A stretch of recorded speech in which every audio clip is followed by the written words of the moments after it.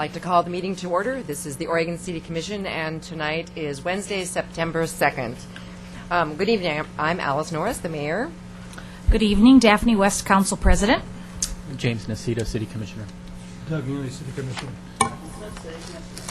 Would you please stand and join me in the flag salute?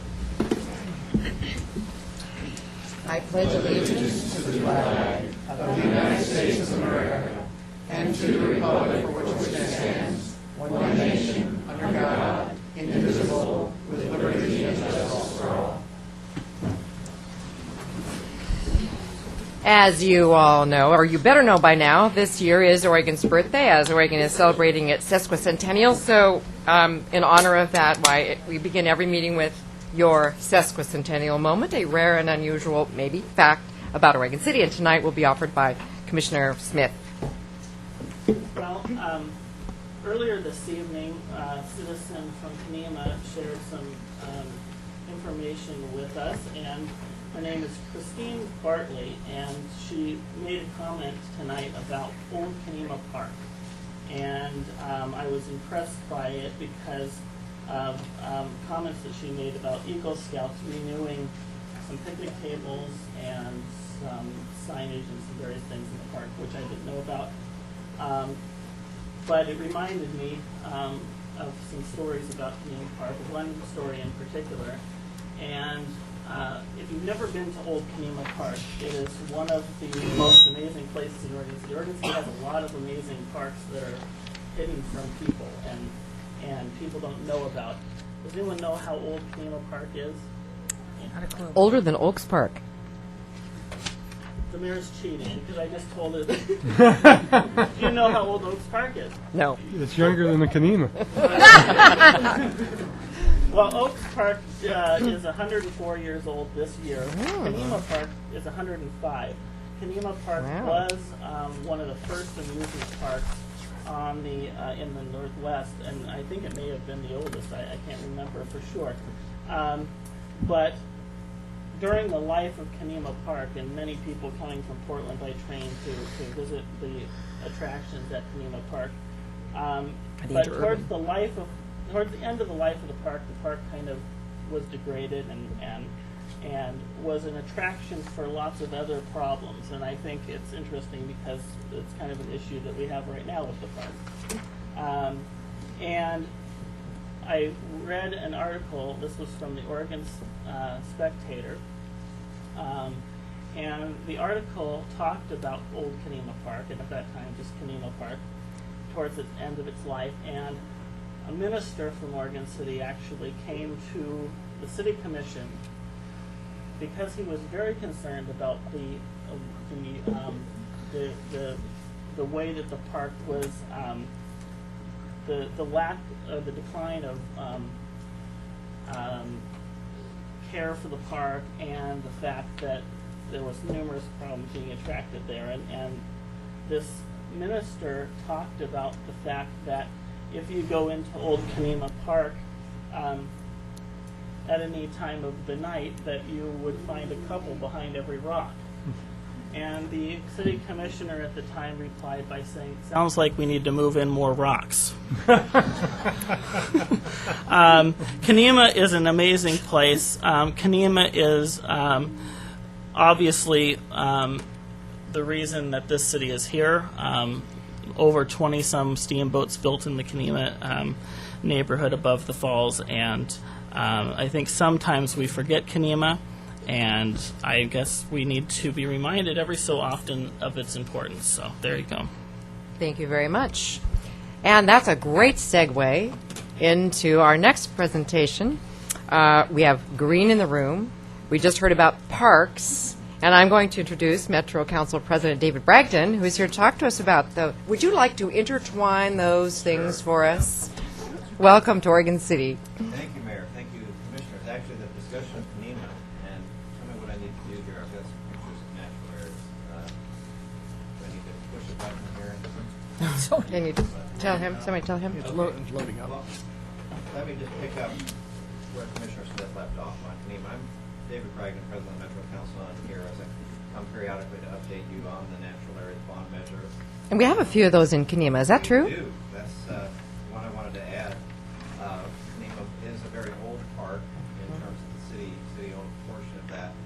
is also a target area under the Natural Areas Bond Measure that was passed originally in 1995 and then renewed in 2006. And so the Metro Council has worked with you to acquire additional lands to the south of the existing Kanema Park, and I think we originally had about a 40-acre parcel there, very historic sort of area abutting the cemetery, and then just in the last 6 months we've closed on another 25 acres a little further up the hill, also part of the Kanema area. And we've had a good relationship with the city and your staff in terms of cooperation, in terms of trying to restore some of that site, because the properties that we bought, which actually were on the verge of being developed when we bought them, had been quite degraded. So we're trying to restore some of the natural function of that area, and we appreciate the interaction that we have with your staff, because our properties do adjoin, and we look at operating them mutually, which is kind of the larger picture I'm also here to talk about, which is sort of enhancing our cooperation across the region among all the different jurisdictions. But let me add a couple of points with regard to Oregon City, specifically on the local share.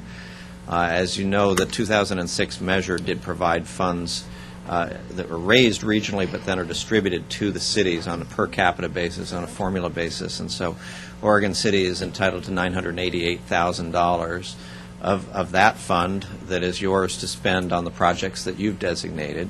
And a year ago this month, you closed on the property up at Glen Oak near the high school, which is about a 9-acre site. And again, it's a great example of using different pots of money together, which is one of my themes here. You combine the local share fund that came through the Metro Council to the tune of about $500,000 and combine that with funds that you had collected through SDCs out of your own funds and put those together, and were able to purchase the 9 acres. And it would have been on a priority list for you and your staff since the mid-1990s. A very underserved area. Yeah, and so it's great to see that done. I think you've still got $300,000 or $400,000 in that local share fund from Metro, and look forward to your success with that.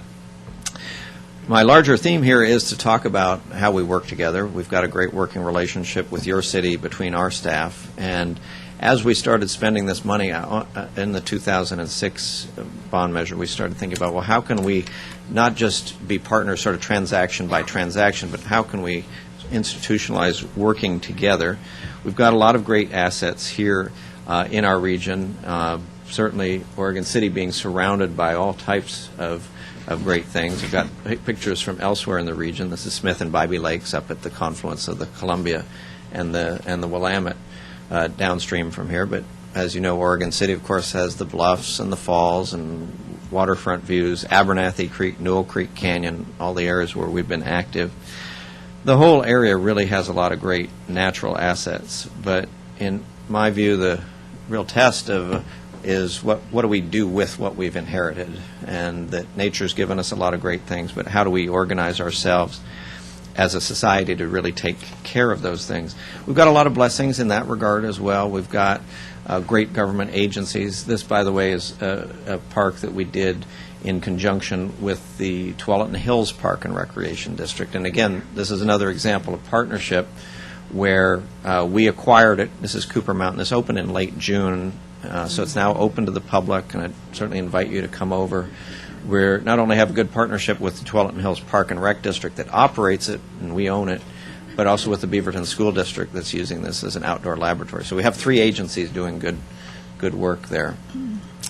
Another one closer here at hand, this was also one that we opened 2 years ago, and it's another partnership. This is Mount Talbert right off of Sunnyside Road, and there's the Kaiser facility right along 205, and we purchased that, and North Clackamas Parks and Rec is doing the day-to-day operation. So it's, again, here's 2 agencies, and we actually have the corporate sector, the private sector involved, because Kaiser, who's right there at the base of the hill, they have been funding some of our promotional materials and printing about walking, because they realize they're patients, and we're looking at ways with them to connect that hospital site to the natural area, because they realize people in either their employees on their lunchtime or people who are doing some physical rehabilitation, that standing on a treadmill is one thing, but going for a walk through the woods is also great for the soul as well.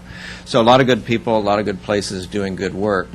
And the myriad of agencies that are interested in this seem to us that's an opportunity. How do we institutionalize our working together? We've got cities, we've got the state to some extent, we've got ourselves, we've got surface water management agencies. We also have these private sector entities now who are increasingly recognizing outdoors and recreation as part of our economic competitiveness, as well as part of the answer to some of our health care problems. And so in working together with all these different groups, we thought, well, everybody's doing their own thing, and that's great, and they ought to continue doing their own thing. But is there a way we can also come together in sort of an alliance, which is where this concept of the intertwine came in. And the intertwine is really, it's not a new agency, it's not an organization or a bureaucracy, it's really just a brand name or an alliance giving us sort of a shared identity to present to our citizens as well as to visitors from outside the region, to market this region to visitors. And that's why the hospitality industry has been very interested in this. So our goals with the intertwine is to link up with City of Oregon City, Clackamas County, cities across the region, the park districts, to see if we can have some common mapping, maybe a common website where individual cities, if they want to, can link their website to see what's next door, how the trails connect to each other, how you can get from Oregon City, and there's lots to do here in Oregon City, but of course the trail doesn't necessarily end. Well, the Oregon Trail did end here, I should say, but the trolley trail won't end here. So it'd be good to have a common website where your Parks Department could be linked with Milwaukee, Gladstone, and the others around the region. We also think that doing some common signage helps citizens get around because they like to cross boundaries as well. The other thing that we look at doing through the intertwine, in addition to the mapping and the signage, is using it as a way to do some common marketing to possible funders, whether it's foundations or people like Kaiser, who've been willing to step up and fund some of these things, but also other levels of government, particularly the state and the federal government. And we have a couple of initiatives that the counselor who represents your area here, Councilor Carlotta Collette, has been working on. One is a federal agenda with regard to the U.S. Forest Service. One of the things that distinguishes Oregon City and the rest of the region is we're fairly close to some federal holdings, and there's some real recreational opportunities there. And the Forest Service and the U.S. Fish and Wildlife, they do have some urban conservation funds that we've just never really availed ourselves of because we haven't really organized and gone to lobby for it the way we do, for example, on light rail projects. We're really organized. We have trips to Washington. We go get federal money. And we think there are ways to do that as well in terms of natural resource funds. We just haven't asked.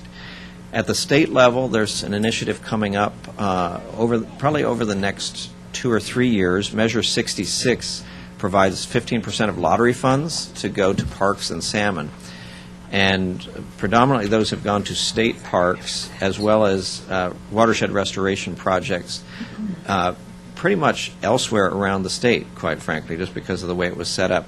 That measure is going to sunset by 2014 unless it gets renewed. And so to get that renewed, the legislature will have to go back out to the voters. And so we want our region to be really active with our state representatives, state senators, to see that if that does get offered again as a referendum, that there is some geographic equity to it and that the urban needs here in the metropolitan region get accounted for in a way that they really weren't. So that's where another one where we think kind of regional consensus will help us present a united front to Salem as well as to Washington, D.C. Now, it's not really a new idea. This is actually Vancouver, Washington, which is also part of this idea, is that recognizing that they'd like to have their parks as part of this network. But it is being done elsewhere, and it's had a big advantage for tourism in the St. Louis area, which is multiple jurisdictions. I think they have more cities even than we do. Of course, we have 25 cities in our region. But they have banded together, and without merging anything, without creating anything big and new, all they've done is agreed on sort of this common logo that each of the individual districts uses along with their own logos. They use this Great Rivers Greenway District, which shows visitors and visitors as well as residents where they are in relation to the Mississippi and Missouri River. And of course, we've got a lot of great rivers here as well. And so when you step off the plane in St. Louis, or if you're trying to figure out, well, I'm going to go see the Gateway Arch, you can figure out how to navigate that whole region on trails and parks.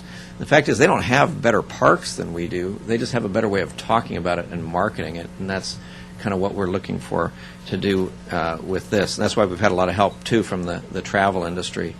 Travel Portland has been a big supporter of this effort, and they helped us with some of the branding and the marketing. And their idea is to link this ultimately to their website, so that a visitor thinking about coming here, they would be able to. You could punch in, well, I'm in this kind of zip code, and I'd like to know where I can have a bird watching experience or where I can have a hiking experience, but I'd also like to know where there's a coffee shop, or I'd like to know where there's a restaurant, so you can have those kind of commercial activities along with it.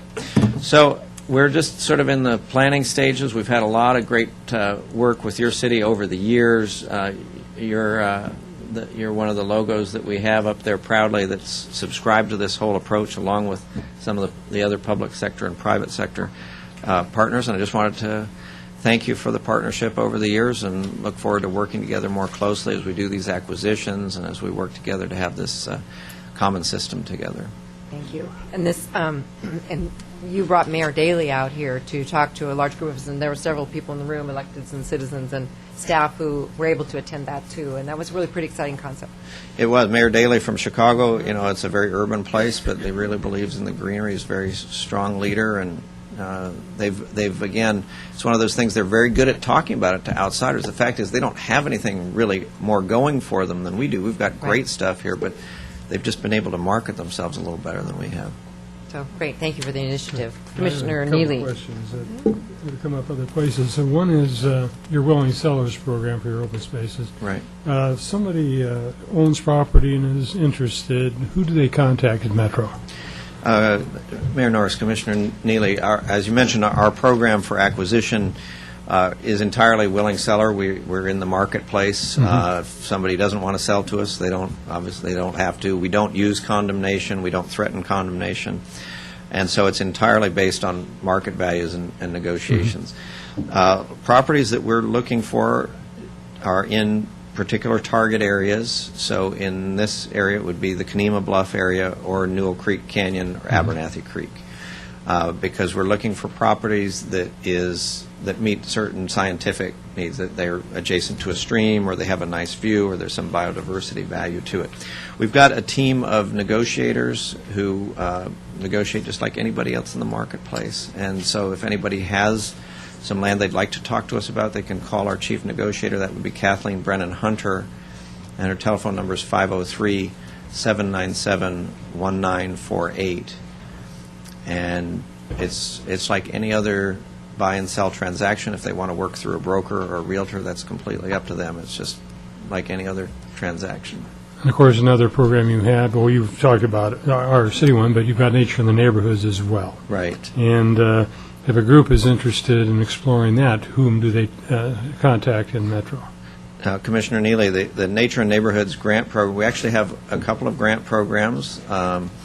And I think the closest one to where we're sitting right now is actually in a ravine over in Gladstone, just to the north of here, where some neighbors banded together and they got a small grant from us to do a cleanup and removal of invasive species last summer in Gladstone.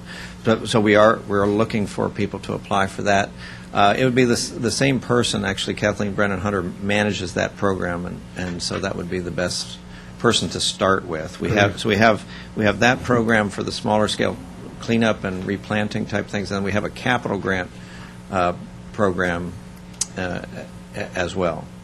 And there's also good information on your website. So Sure, it's a good place yeah. for people to start also. www.oregonmetro.gov, all one word, and if you just search for natural areas or grants, there's information there. Any other Thank you. questions? Thank you very much. We Thank you, appreciate Mayor. being Thank you, here, Commissioners. sharing the information with us. Thank you. Great. Next, we'll move into citizen comment. I have 3 cards of people who've signed up. If you've not done that, why, please grab your card outside.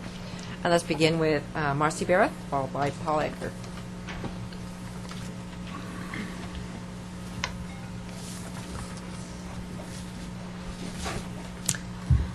Good evening, Mayor and Commissioners. As you are aware, we are headed to mediation on Friday to attempt to settle the contract. We are here tonight to ask that you, the governing body of the city that makes the decisions, to encourage the city's management team to go into our mediation with a cooperative and equitable position. The union's bargaining team is prepared to do so as well. I would like to give you a little information on a few of the issues that we are aware both sides need to work towards to an agreement on. This is just information that we want to be sure is being passed on to you so you can continue to guide the city's management team in a fair direction. If it is your intention as leaders of the city to ensure that we, the frontline employees, are being compensated and treated fairly, we feel you need all the information to continue to do so.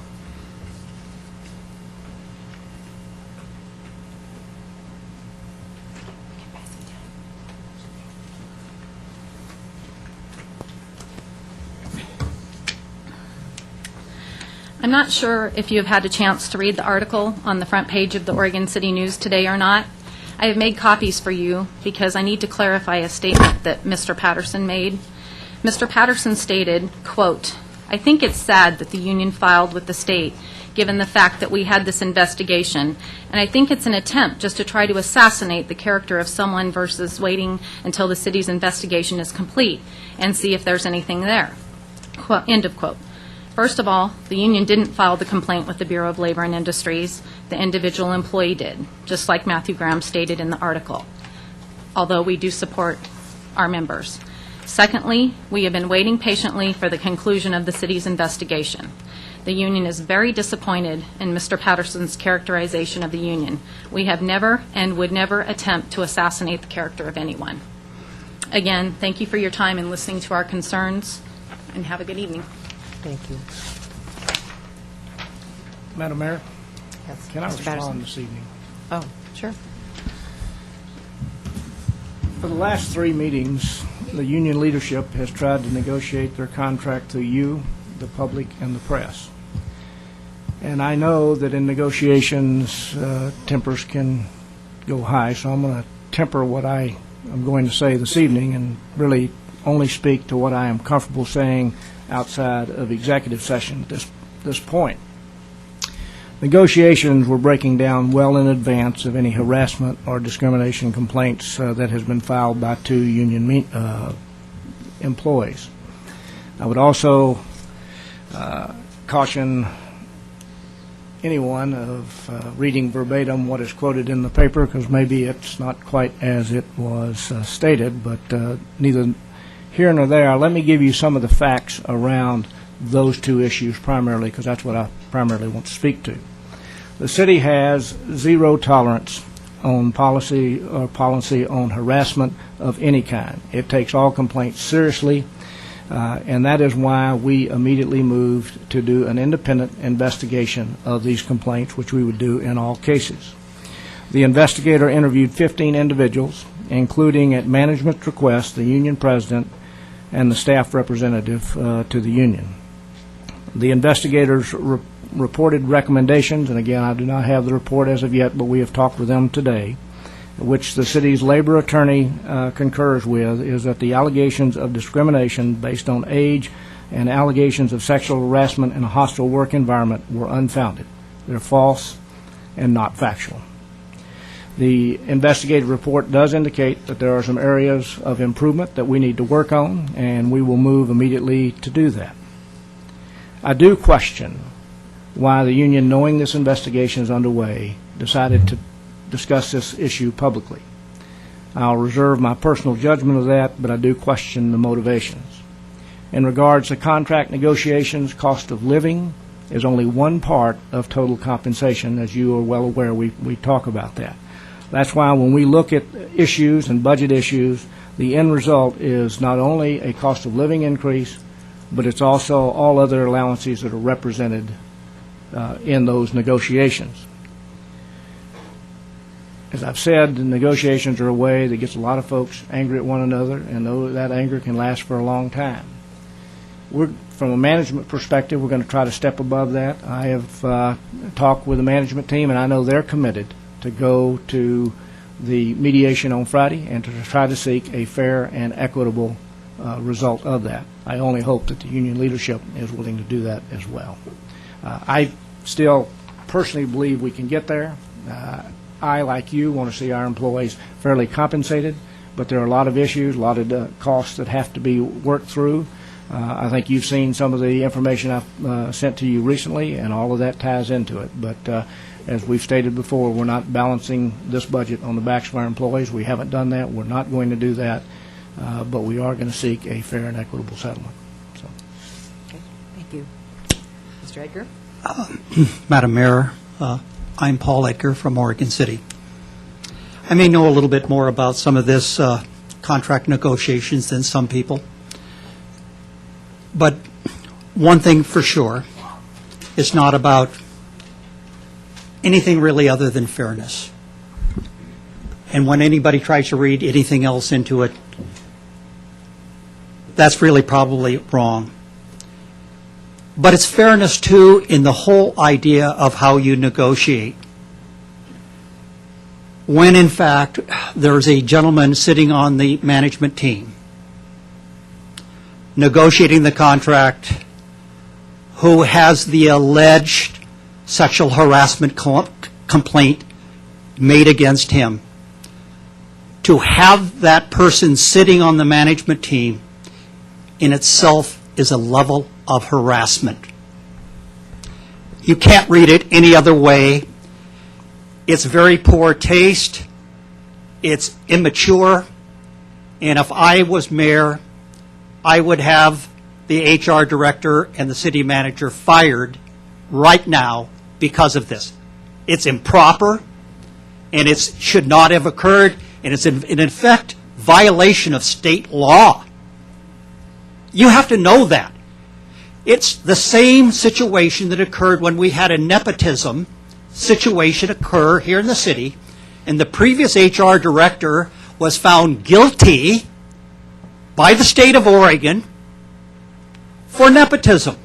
And some of the same people, some of the same thing that allowed that to happen, and Larry was the city manager when that occurred, and authorized some of that to happen. He had control. The buck stops at his desk, doesn't it?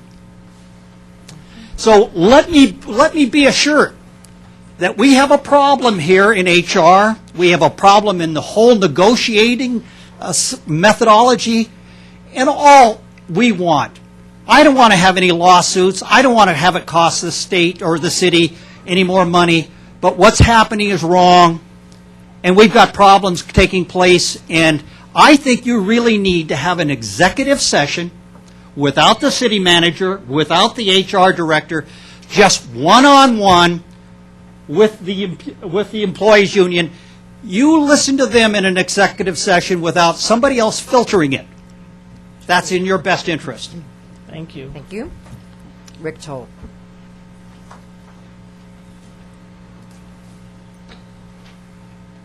On a lighter note, a comment and a public service announcement. The gentleman's name who's doing the Eagle Project at Old Kenema Park is Casey Toll. Thank you. Oh, your son? Oh, former Yes. student of mine, Okay. actually. Very good. So, do you live in an old house like I do? Are your windows painted shut because the sash cords are broken and you don't think they can be easily fixed? Do your windows rattle when the wind blows? Broken window glass? Need reglazing tips? If you'd like to learn how to fix these and other common problems, join me, Casey's dad, at the Oregon City Farmers Market Saturday, September 19th from 10 to 11 a.m. for a free workshop. See you there. Thank you very much. Thank you. Okay. That concludes our citizen comments this evening. I would just like to say that we are a city commission that supports our employees. We value them highly. We also support our management. So we'll continue, and fairness is very important to all of us. Next, let's look at the agenda. And is there anything that anyone needs pulled for separate consideration? Or a, Only on the consent. yeah, the consent agenda. The minutes okay? Well, I wasn't at one of them, so they have to be voted on separately. Which one? 8B, I think, is said I looked in, or was it? I'll have some comments after the fact, but On the nothing to be minutes. pulled. Oh, okay. All right.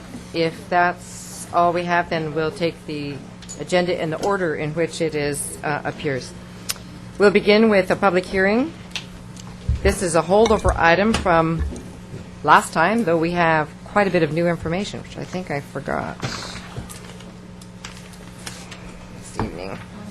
This is ordinance number 9-1005 to amend the Oregon City's comprehensive plan and zoning map and approving a 4-lot subdivision for a property within the Caulfield Place subdivision identified on Clackamas County map as tax lots 9800 and 9890.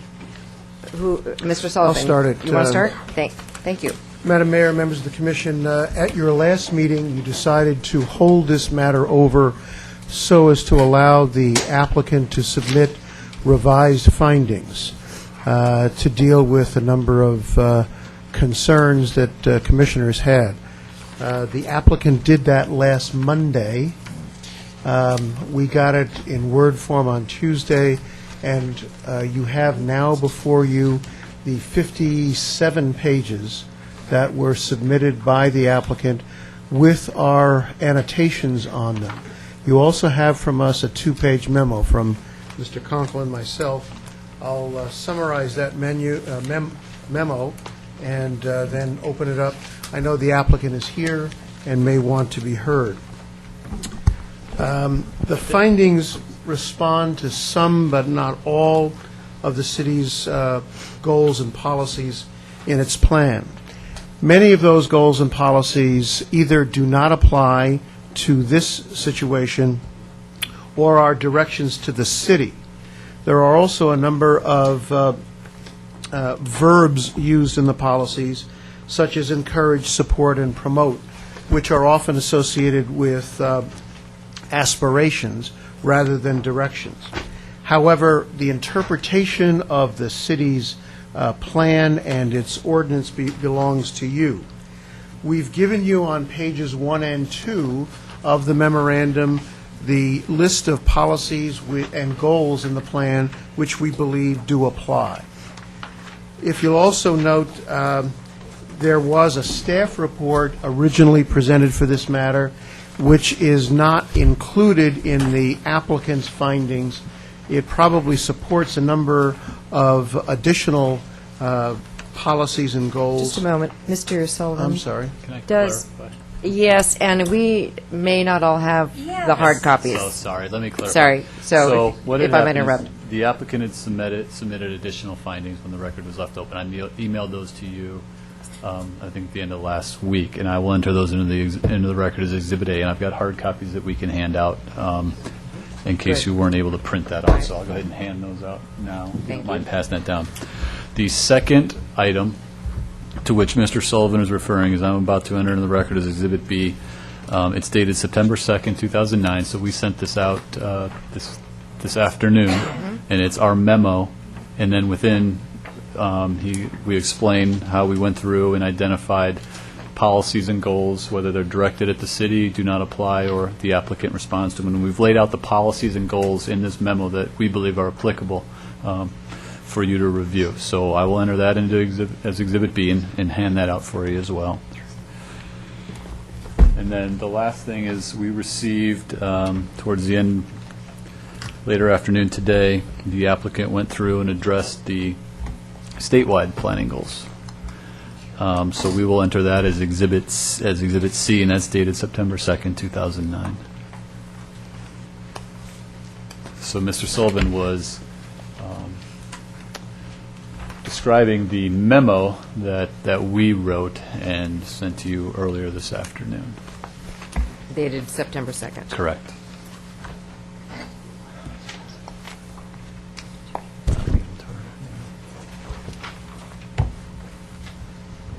If you'd give us just a second to Certainly. orient here.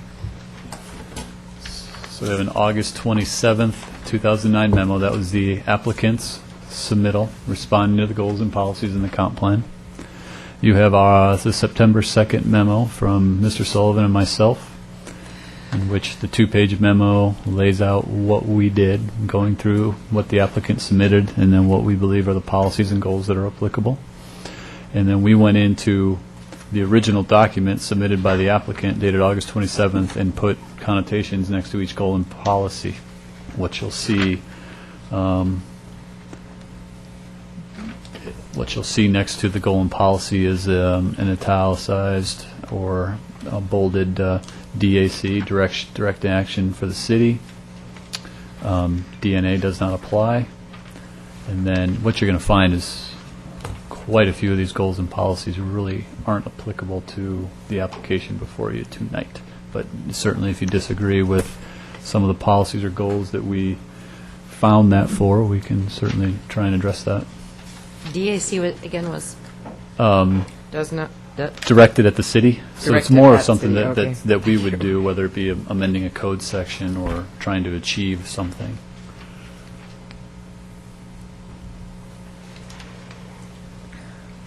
okay. Mr. Sullivan, back to you. I'm not sure there's much more to say. What you have we got the 57 pages on Monday. We turned them around and were able to make an evaluation of the goals and policies that we believed applied. We've annotated the 57 pages of findings by the applicant and at least made our best judgment as to whether or not they did apply, and if they didn't, why.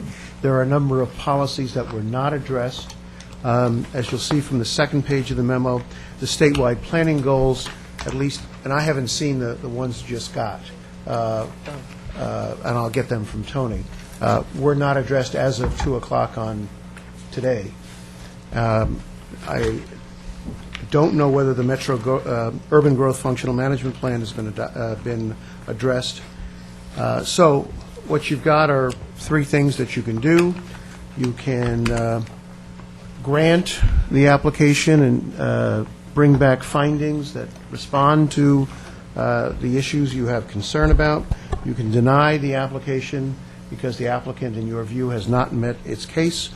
Or you can continue the matter for further review by yourself and perhaps further responsive findings by the applicant. Those are the options open to you now. Okay. I believe that the two who had the most concerns and questions about it were Commissioner Neely and Commissioner Nocita. So if the two of you would like to respond. Which one first? I'll defer to... It looks like it's you, Commissioner Neely. That's quite okay. Okay.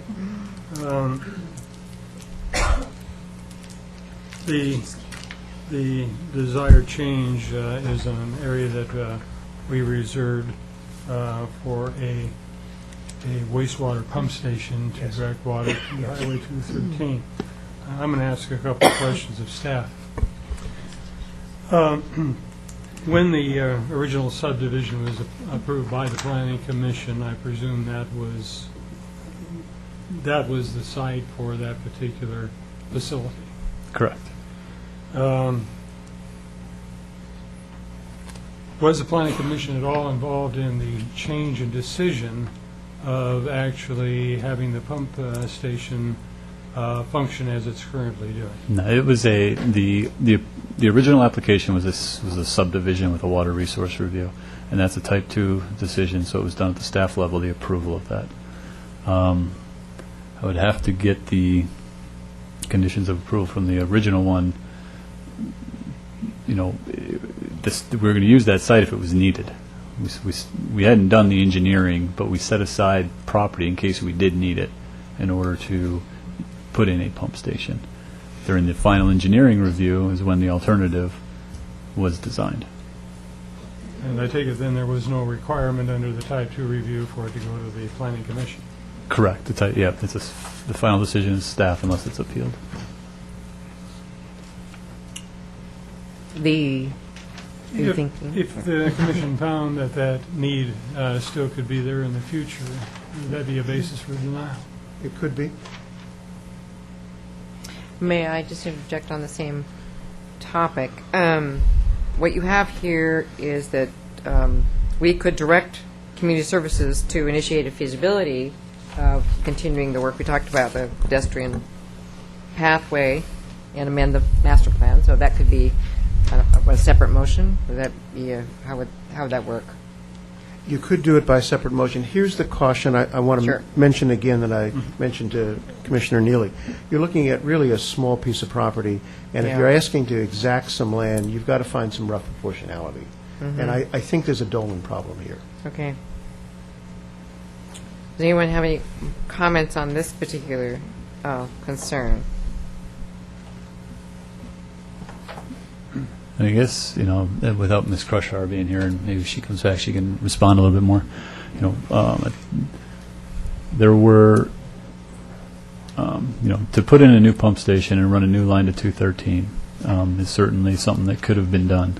However, we would have been adding another pump station within extremely close proximity to an existing one on the other side of the creek, and that's why that decision was made, to connect to that existing pump station, upgrade it so that it has the capacity to serve the area, instead of bringing on a brand new pump station at extensive cost, of which the developer would have bore a great burden of, but then we have the long time maintenance and upkeep of that facility in perpetuity.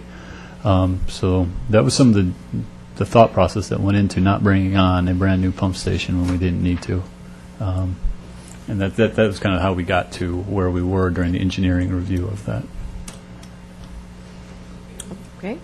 Commissioner Nocita, talk about your Sure, a couple issues. of comments. First, thank you for this work. Wanted to share some maybe anecdotes. First, I was, as I've mentioned in the past, a planner, and I was on that side of the dais, and I would often, it was my daily work to do these kind of code narrative responses to codes in various jurisdictions throughout the metropolitan Portland area. And I can share that in my experience, there were a couple of really impossible and knotty jurisdictions to work in. I would say Gresham, Portland, Beaverton, and Washington County. And to do a 3-lot partition or a 3-parcel partition, I would be submitting, twice this amount of code narrative response. In Washington County, for example, I'd have to draft code responses to the county comp plan and the county code, but then there would be area plans that I would have to go through and provide responses to that. My experience in Oregon City on the one project I did up on Maple Lane Road was that it was very simple and easy to do. I don't know what's better to have a very stringent process where you really make an applicant jump through hoops, or a very easy process where you don't require much at all. I can say one cautionary tale I would make is, and it's kind of an art, and here's my second anecdote, is if you don't require enough, it can come back to bite you. And I'll give an example of my practice as a land use attorney. Last year, I was on a legal team that secured a remand of an LNG terminal in Coos County.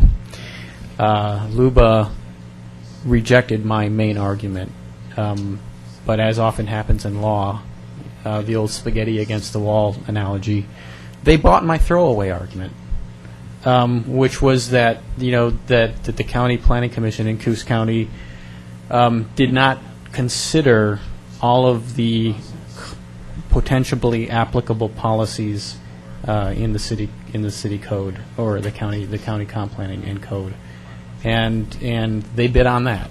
And so we've just been through the remand for the Beaver Creek concept plan,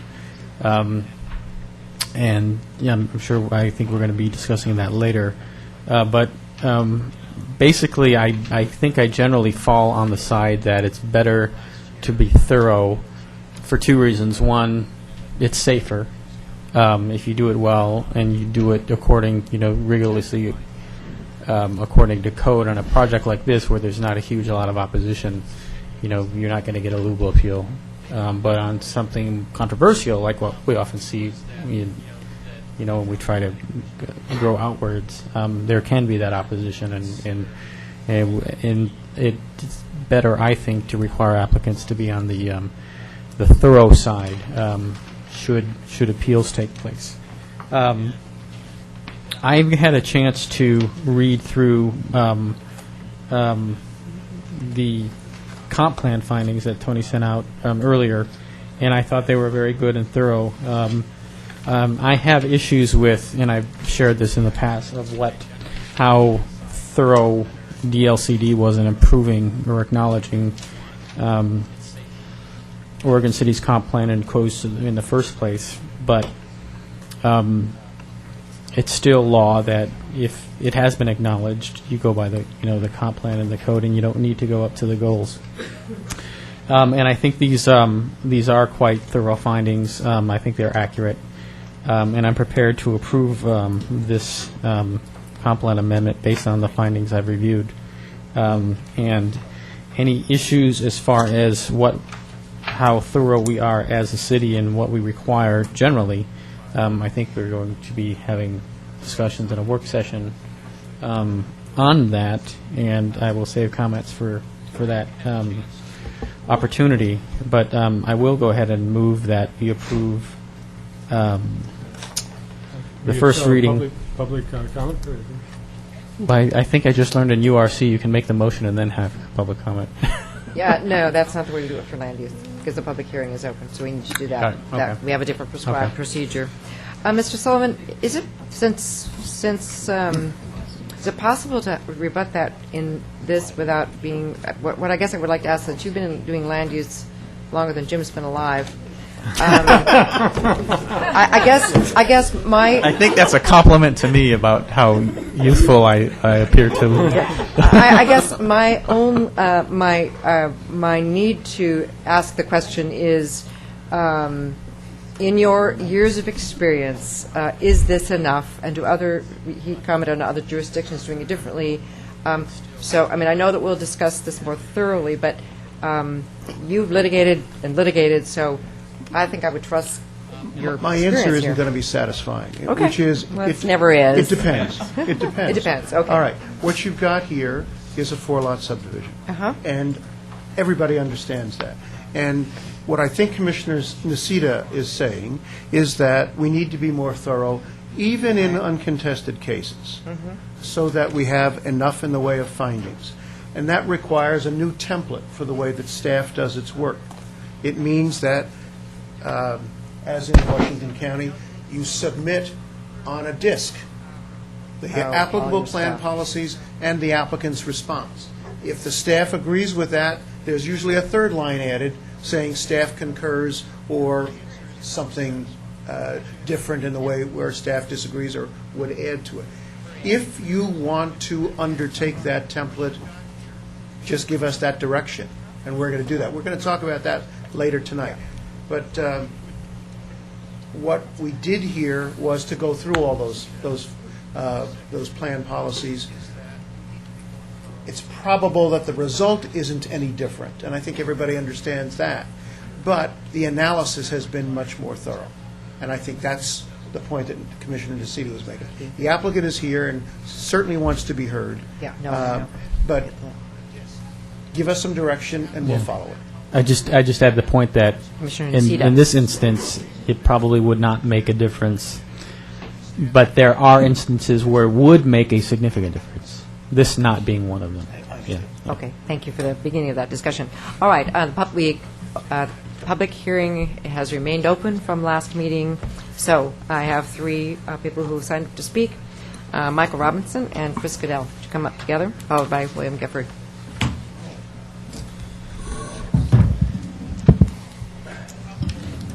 Thanks, Chris. Okay. He's not in that one. Oh, did I miss? Sorry. Okay. Good evening, Mayor Norris, members of the Commission. I'm Michael Robinson. I'm a land use attorney. I'm here on behalf of the applicant. My mailing address is 1120. You just need to say the community in which you live. The community in which I work is Portland, Oregon. Thank you. As I said, I'm here on behalf of the applicant. I had the opportunity to watch the hearing on your website. That's a nice feature. Very much is. appreciated. I had the opportunity also to speak with Ed and with Tony earlier today and with my client last night. certainly understand and appreciate what Commissioner Nocita has said, and I think the discussion that I heard, if I can say this at the last meeting, is something that should probably happen more often at city commissions. It's good to understand what the requirements are and to be precise on what's required. What I originally planned on saying tonight is if you believed, consistent with the memorandum from your staff, that additional findings were required, we're happy to do it. And what we were prepared to do is ask for a continuance to your first meeting in October so that we can take all the time necessary to give you the kind of findings you want to see. In light of Commissioner Nocita's comments, I'm wondering if that's in fact what you need in this case. If you're satisfied with the findings, I would urge you to adopt them, make the decision tonight. But I also don't want to preclude an approval. So if you believe further work is required, that's why Monty asked me to come tonight. I'm happy to help the applicant prepare findings, and we'll, of course, work hard with Tony and Ed to make sure they're acceptable to this commission. But if you're at the point where you believe that they're adequate enough for this case, given the number of lots, the small area, the lack of significant opposition, the unlikely event of an appeal, and you're prepared to approve it, we would appreciate that. But I wanted to make clear, Mayor North, before I concluded my remarks, that if you believe more work is required, we're certainly up to that challenge. We're willing to take it on, and we'll take more time to do it. But our preference, if there is a majority on council to do so tonight, is to approve. So thank you for your time. I'm happy to answer any questions that you have. Okay. Chris? Thanks. All I would have to say is that we did provide those additional findings in response to your comments at the last hearing. Leaving the hearing, we weren't really sure what to do. I didn't see the direction was crystal clear on what to do. It was clear that you wanted some findings on the comp plan goals and policies, and that's why we did that. And that's all I've got to say. Mayor Norris, I was going to say one thing, is I love to cite this provision in Chapter 227. There's actually a statutory provision that applies to cities that says findings may be brief. And we all know that was clearly... Yeah, I know. I like to point out that that's actually in the statute, but we now know that that doesn't make any sense. So how many Luba remands has that prevented? Okay, thank you. Are there questions of these two gentlemen? Thank you. Thank you. Did you want to speak after all? Since you called my name, well, you may. Yes, you may. Excuse me, my name is William Gifford, and I live in Oregon City. And I would just like to point out that the Citizen Involvement Committee is working very diligently to reactivate many neighborhood associations that are currently inactive. Caulfield Neighborhood Associations is one of those, which we hope to have reactivated next week. And for the benefit of our television audience, I would certainly encourage any citizens that live in the Caulfield Neighborhood Association to pay attention to the postcard that will be coming out soon to inform them of reactivating the neighborhood association. And this is the type of an issue that they can be involved in. If it were more controversial, of course, it would be more significant, but I just want to make sure that the neighbors understand that they do have an opportunity to participate in these. Yes, and that is one of the important things that neighborhood associations do. Thank you very much. Is there any further testimony? Seeing none, I will close the public hearing. Now it's our opportunity to deliberate or ask questions or make a motion. Well, Commissioner Neely. the basic philosophy of my argument hinged on what I think is an aesthetic issue that the site of the original site of the sewer pump station would have addressed. Decisions, I believe, were made on by staff without considering the aesthetic issue.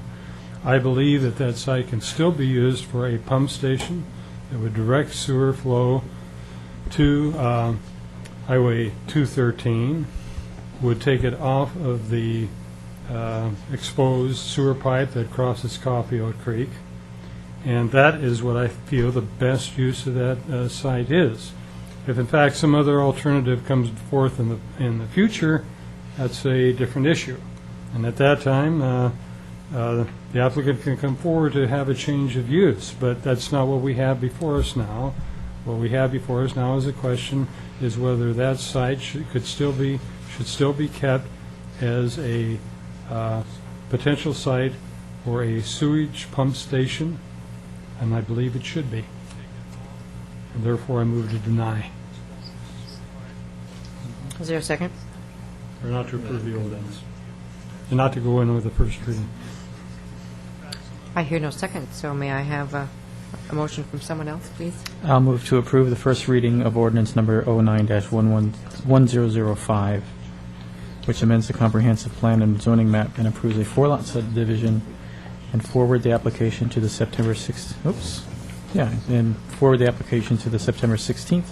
2009 City Commission meeting for the second reading of the ordinance. Commissioner Nocita, would that also include the adoption of the findings that were recently submitted, in addition to the staff report?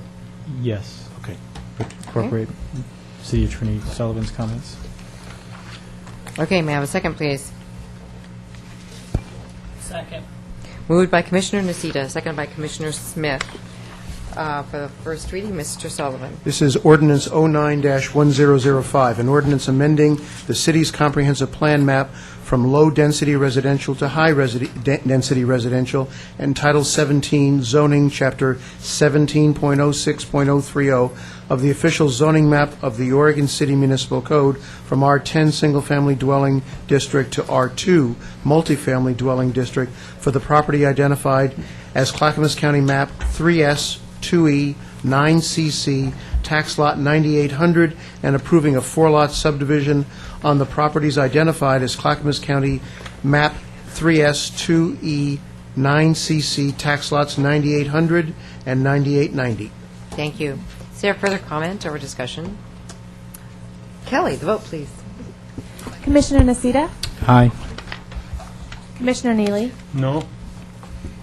Commissioner West? Aye. Commissioner Smith? Aye. Mayor Norris? Aye. Motion passes 4-1. Permitted to make a comment? Yes, Commissioner Neely. I have no problem with the applicant coming forward with the request they did. I have a problem with staff. The staff took into no consideration the aesthetic issue of running a exposed sewer pipe over a creek. I mean, I first learned about it from a person that resides on that creek. And I think if anybody had property along the creek and then saw an exposed sewer pipe that was approved by staff going across that creek, would be very upset. I'm very upset that that ever happened. Staff should have never permitted it to happen. And they were thinking of an expense issue. They were not thinking of an aesthetic issue. I don't know if there's any other exposed sewer pipes that the city owns that go across streams. I don't know if this is the first one, but I sure as heck hope it's the last one. Madam Mayor. Thank you. Commissioner Nocita. I have a question, a follow-up question on that. That type of work, what type of review would it have required in the first place, and would such a review have been appealable to the City Commission?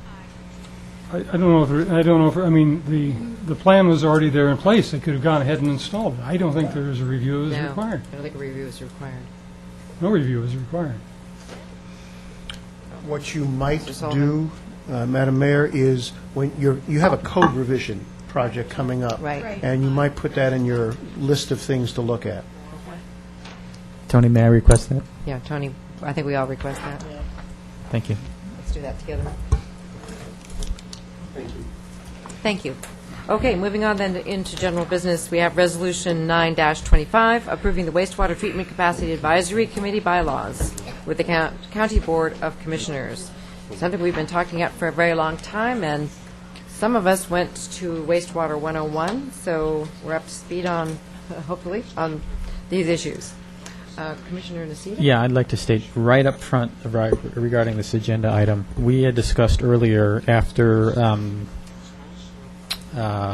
when we had learned of the scheduling of the Wastewater 101 that after that session we would organize a conference of people, of representatives from all the Tri-Cities districts for a similar conference, just Tri-Cities membership.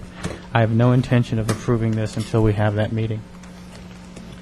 I didn't know there was general interest in having the councils of Tri-Cities meet together. Is that true with all of you? Commissioner Neely? Well, I've got a different issue. I don't know if there's that understanding at all, but I have a different issue with what's before us. Okay, let's talk about the first Yeah, one. Sure. What would be the agenda for that? I think actually, the one basis of it is if there are common concerns about this agreement. Right, well, that would be a basis, yeah. Yeah, Would be one of them. since I've got a concern, I'd like to share with the other in it. Right. Oh, okay, that's what Yeah. that's what you were talking about. Okay, Yeah. I'm sorry, I thought you meant it was a different issue tonight. Okay. It was an issue that I brought up independent of what he said, but the fact Okay, is, got it. I understand. if we've got other jurisdictions that end up approving or not approving, it'd be nice for us to know even ahead of time what those issues are, and they could be resolved before it ever went to the process, so that, if you got two for and one against, I don't know what that does, but if in fact you have issues that can be brought up ahead of time that can be discussed and perhaps come up with a better agreement in the process. Okay. This is now, you understand, it's different from the original IGA that we looked at. These are I know, just- but I just got a bylaws. problem with the current IGA. Yeah, yeah, well, the IGA is different. These are just bylaws. Okay, let's see, the advisory committee did meet from Tri-City? No, what? This was The wastewater advisory. actually the non-advisory committee. The non-advisory committee, that's right. Oh, boy. And this is what your group came up with as a first step. That's correct, and I will indicate that the drafters of this were Chris Jordan, who is city manager of West Lynn, myself, which forms two members of the Tri-City Advisory Committee. Okay, great. And everybody liked this better than the, In fact, actually, this has been modified even at that meeting, and folks, we've come a long way. That meeting went actually quite smooth. okay. I won't say that there aren't issues still out there, but there's... Commissioner West. Well, I missed the wastewater 101. So did I understand you correctly that you and Chris Jordan put together these bylaws and this agreement? Is that what I... We did the original draft. We took it to the non-committee and made up all the representatives, and they had some tweaking of it, but that was unanimously accepted, yes. Yeah, I think if we want to organize a joint, a tri-council meeting like we did last year, that's going to take a logistical effort. So is that our goal? Is that what we want to do? Everybody wants that? That's Okay, what I would I like to see. Majority of head nods on that. So let's put this one aside then, I guess, until we have that meeting, unless you're ready to go forward with this and have that. No? Yeah, okay. Okay. I'm the minority. I'm ready to go forward on it because I feel like this is the That could agreement be true. that we start, and then we voice all those concerns that you're saying, that you got to hop into the partnership and, Well, I guess it's a case of what, are the bylaws something that's to be approved ahead of time? I mean, we got these bylaws ahead of us. Are these the bylaws of which we're going to operate under? Yes. Yes, and I've got a Yes. problem with it. The point is, Would you bring out what Yeah, what's the problem? Why don't for you lay one that thing, on the table? when you vote a new member coming in, what would that be comprised of? If it's comprised of a future jurisdiction, new jurisdiction, okay?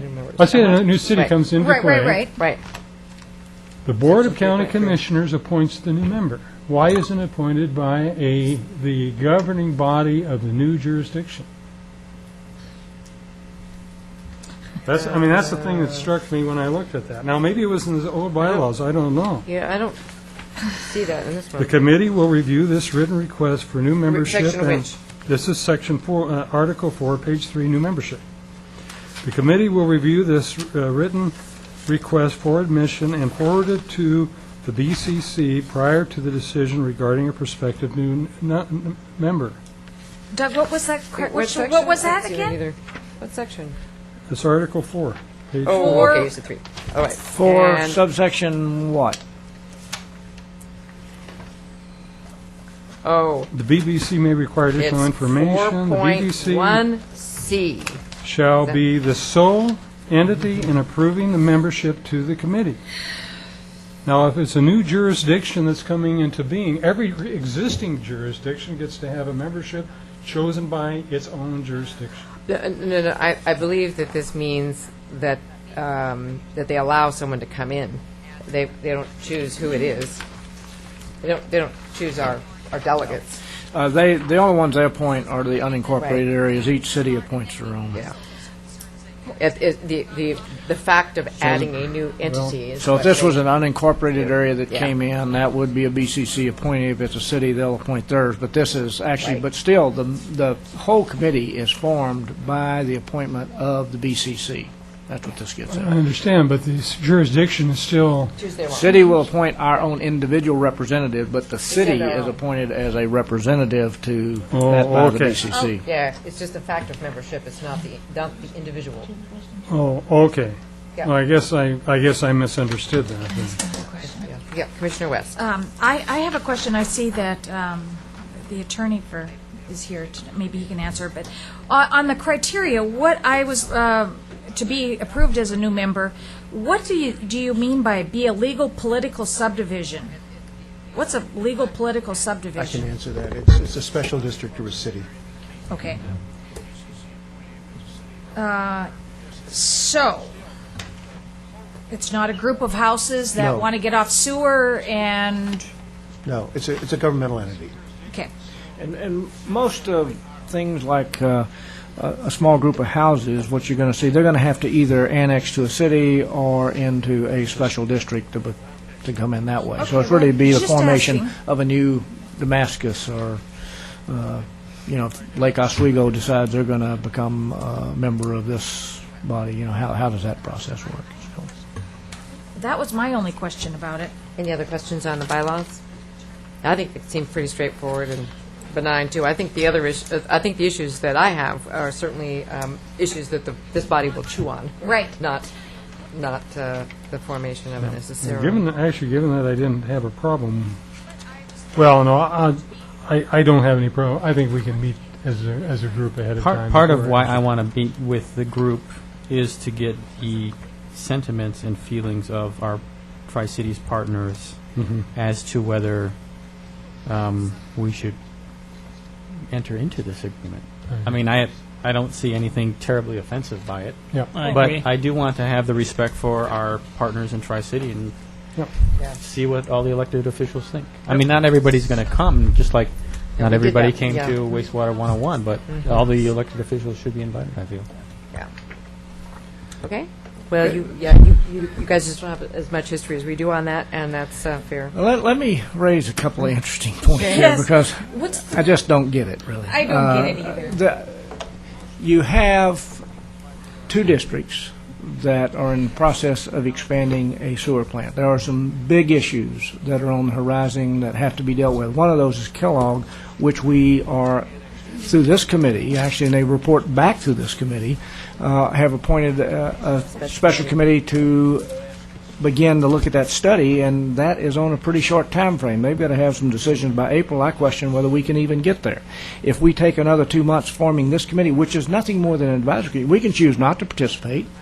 All three of us can choose not to participate, and what happens is the county makes a decision with no input from us. Yeah. So I don't understand what the debate. Maybe we want to play with the language, but not to be part of that body makes absolutely no sense. We lose out. All it will do is lead to decisions about what's going to happen to us without us even having a say at it. I move to approve resolution number 925. Second. Moved by Commissioner Neely, seconded by Commissioner West. Is there further comment or discussion?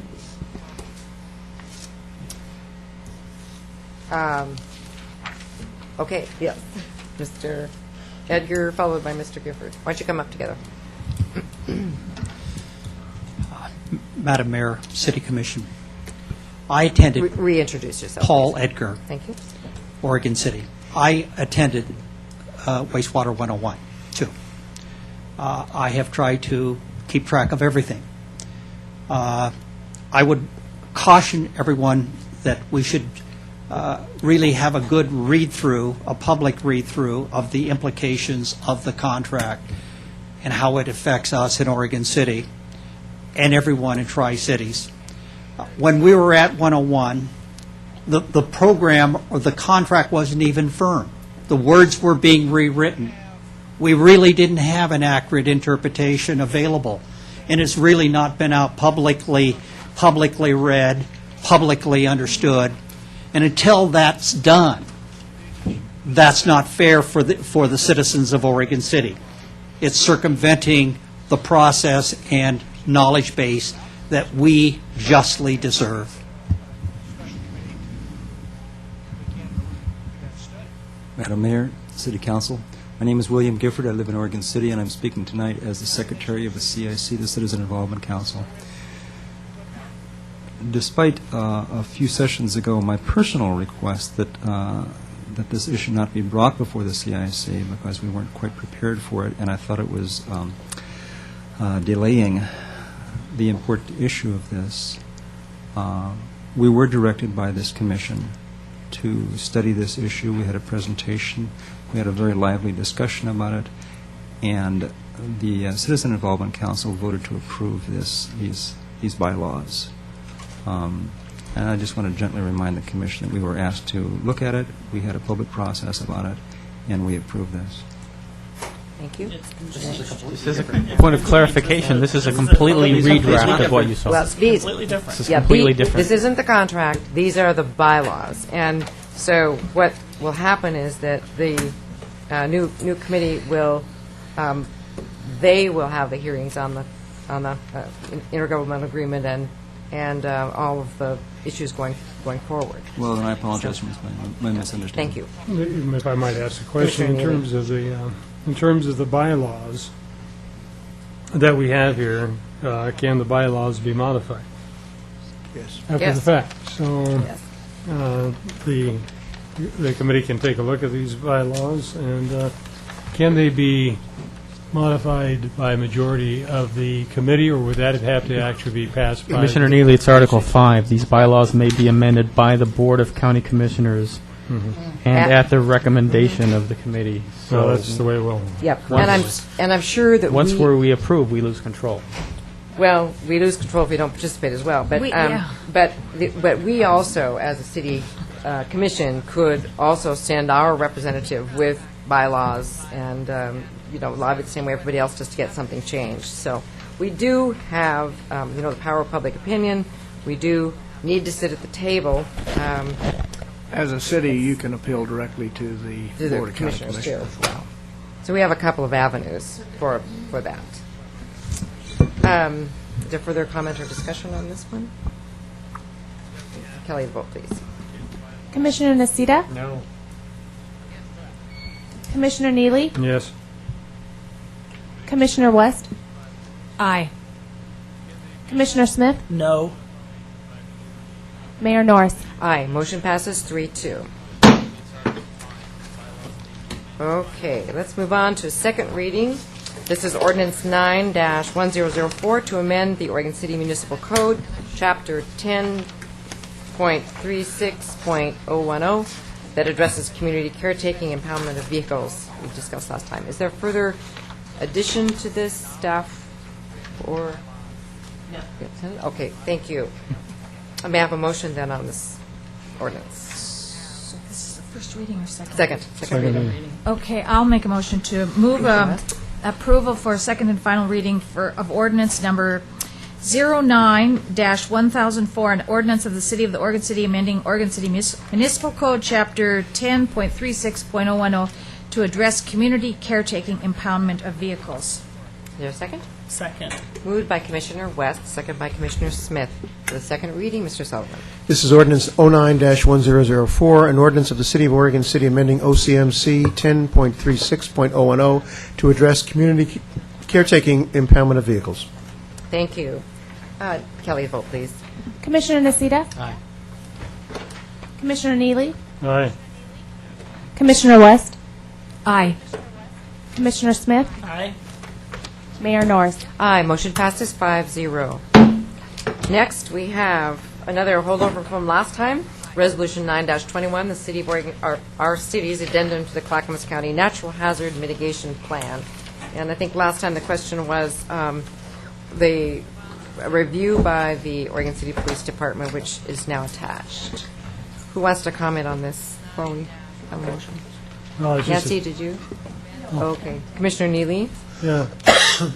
I guess I never realized that I was involved in the original one, 1998, is that correct? I was never aware that it was never accepted. And so I was a little bit surprised that we were not running under something that we had had already gone through the process. The city commission approved it. It was accepted temporarily, but they changed the rules right after we had finished. Oh, is that ours. what happened? Yeah. Okay. Because we still qualified for the pre-disaster mitigation funding for the Mountain View Reservoir. Okay. Is there further comments or discussion? You'll see the note from Lieutenant Nunez here. After reading Commissioner Smith? Yeah, sorry. After reading the response from the police department, I feel comfortable approving this plan. Would you care to make a motion? Yeah, can I ask a couple questions before I do it? Before the motion? Well, actually, it's not going to affect my vote in the motion. That's Wait, fine. what? We'll go ahead and do the Commissioner motion. Smith, you have the floor. I move to adopt Resolution 09-21, which will adopt the City of Oregon City's addendum to the Clackamas County Natural Hazards Mitigation Plan. Maybe it's here. A second, please. I'll second it. Moved by Commissioner Smith, seconded by Commissioner Neely. And now your questions, Mr. Neely. The process, we've had a lot of discussions about the City Hall and so forth in terms of the earthquake issue, and of course, we have a fair piece here that's discussed in terms of the earthquake. Vulnerability assessment, there's a list of many buildings that are a concern to us, I think, that are indicated that they are vulnerable. What is the you've mentioned looking at schools and so forth. What is the criteria by which buildings are evaluated in terms of their in terms of their potential for collapse or serious damage? I mean, how are these buildings selected? I presume all schools are evaluated. Right. What this does is identify locations that we need to do more work at, and I can't tell you how the schools are evaluated, but Okay. what this tells us is that we need to have some sort of an inventory that we are paying attention to how our different buildings are going to perform in an earthquake. And I think that might even be one of the projects is to, maybe it's not in this list, but to make sure you're conforming with the building codes and keeping an inventory and things of that nature. I don't know specifically how the school district does it. What we had here is a list of What page are buildings, you on? and well, it's 67 actually, and we have a list of schools that were ranked as high or very high likely of serious potential damage in the event of a high magnitude earthquake. It lists schools, and it lists Clackamas Community College, and it also lists Willamette Falls Hospital. That looks like it's a Dogami report. Yes. Yeah. Well, that's the question I'm asking. How does Dogami make its evaluations? I mean, has it already evaluated all structures, and none of our city facilities come into their listing? Or I just wonder what the process is. I would want to go back and review that and give you a complete answer rather than me trying to. Because we have, Fill in the and blanks. Commissioner City has pointed out to this, we've got city buildings that are regarded as essential buildings, and I've wondered if they've been, if they have had any such similar vulnerability assessment as these buildings do. Knowing the mechanism, I think, is important to us. I would be happy to review the Dogami report and bring you back their criteria. Okay. Okay, thank you. Further comments or questions? All right, Kelly, the vote, please. Commissioner Nocita? Aye. Commissioner Neely? Aye. Commissioner West? Aye. Commissioner Smith? Aye. Mayor Norris? Aye, motion passes 5-0. And the last piece of our business agenda is the Holcomb Boulevard pedestrian improvements construction contract for Phase 1. And for the staff report, Nancy Freshour, please.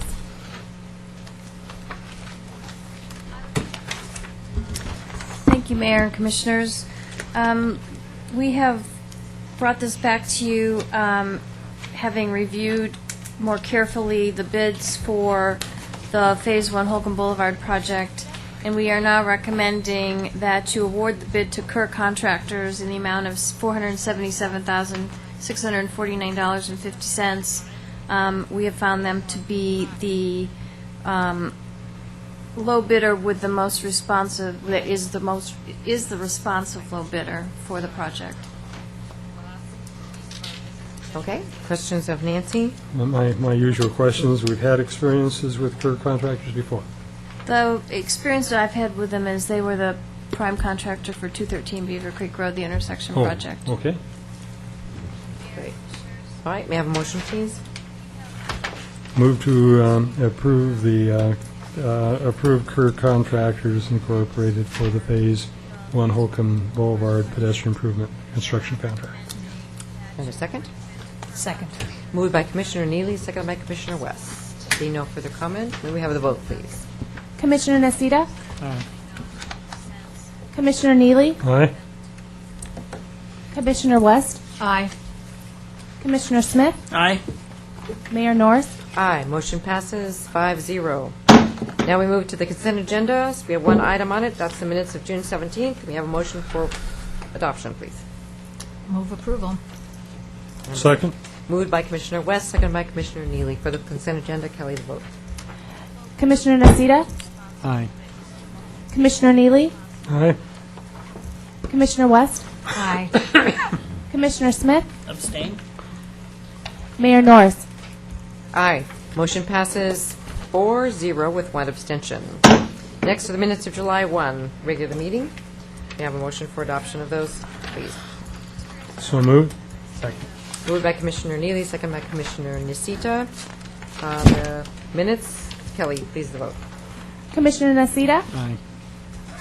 Commissioner Neely? Aye. Commissioner West? Abstain. Commissioner Smith? Aye. Mayor Norris? Aye. Motion passes 4-0 with one abstention.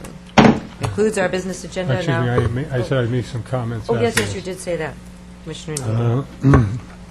I think it's been months since I've done it, perhaps not even since the new commissioners have been sworn in. Oh, yes, we have. And we've got minutes we're approving that are 2 months and more out June. of sync. June, the 1st of July, we are now into September. And very frequently, the carryover of material, of information is going from one commission meeting to the other, and we should have, and I will tell you, when I first came on the commission, there was never, and I say never a time, when the previous commission minutes were not voted upon at that particular meeting. And we have things that are carried over, things that are discussed, and so forth. The mechanism of getting our minutes out has got to be reviewed, it's got to be improved upon. There's no reason that we have our minutes coming in 2 or more months afterwards. The only redeeming factor that we have is that we now have video streaming, so it's very, very easy to do a review at home, and I really do appreciate having that, because it's just so easy to do and to fast forward, and so... We haven't approved it, though. No, That's not the approval of the minutes. No, I just said that does really help when I need to go back and review something that I don't need the minutes to do that, and so. Any other? Commissioner Nocita. Commissioner Neely has given me the perfect segue opportunity here, because I think that a graver situation we are confronting is the fact that our executive session minutes aren't even generated on paper.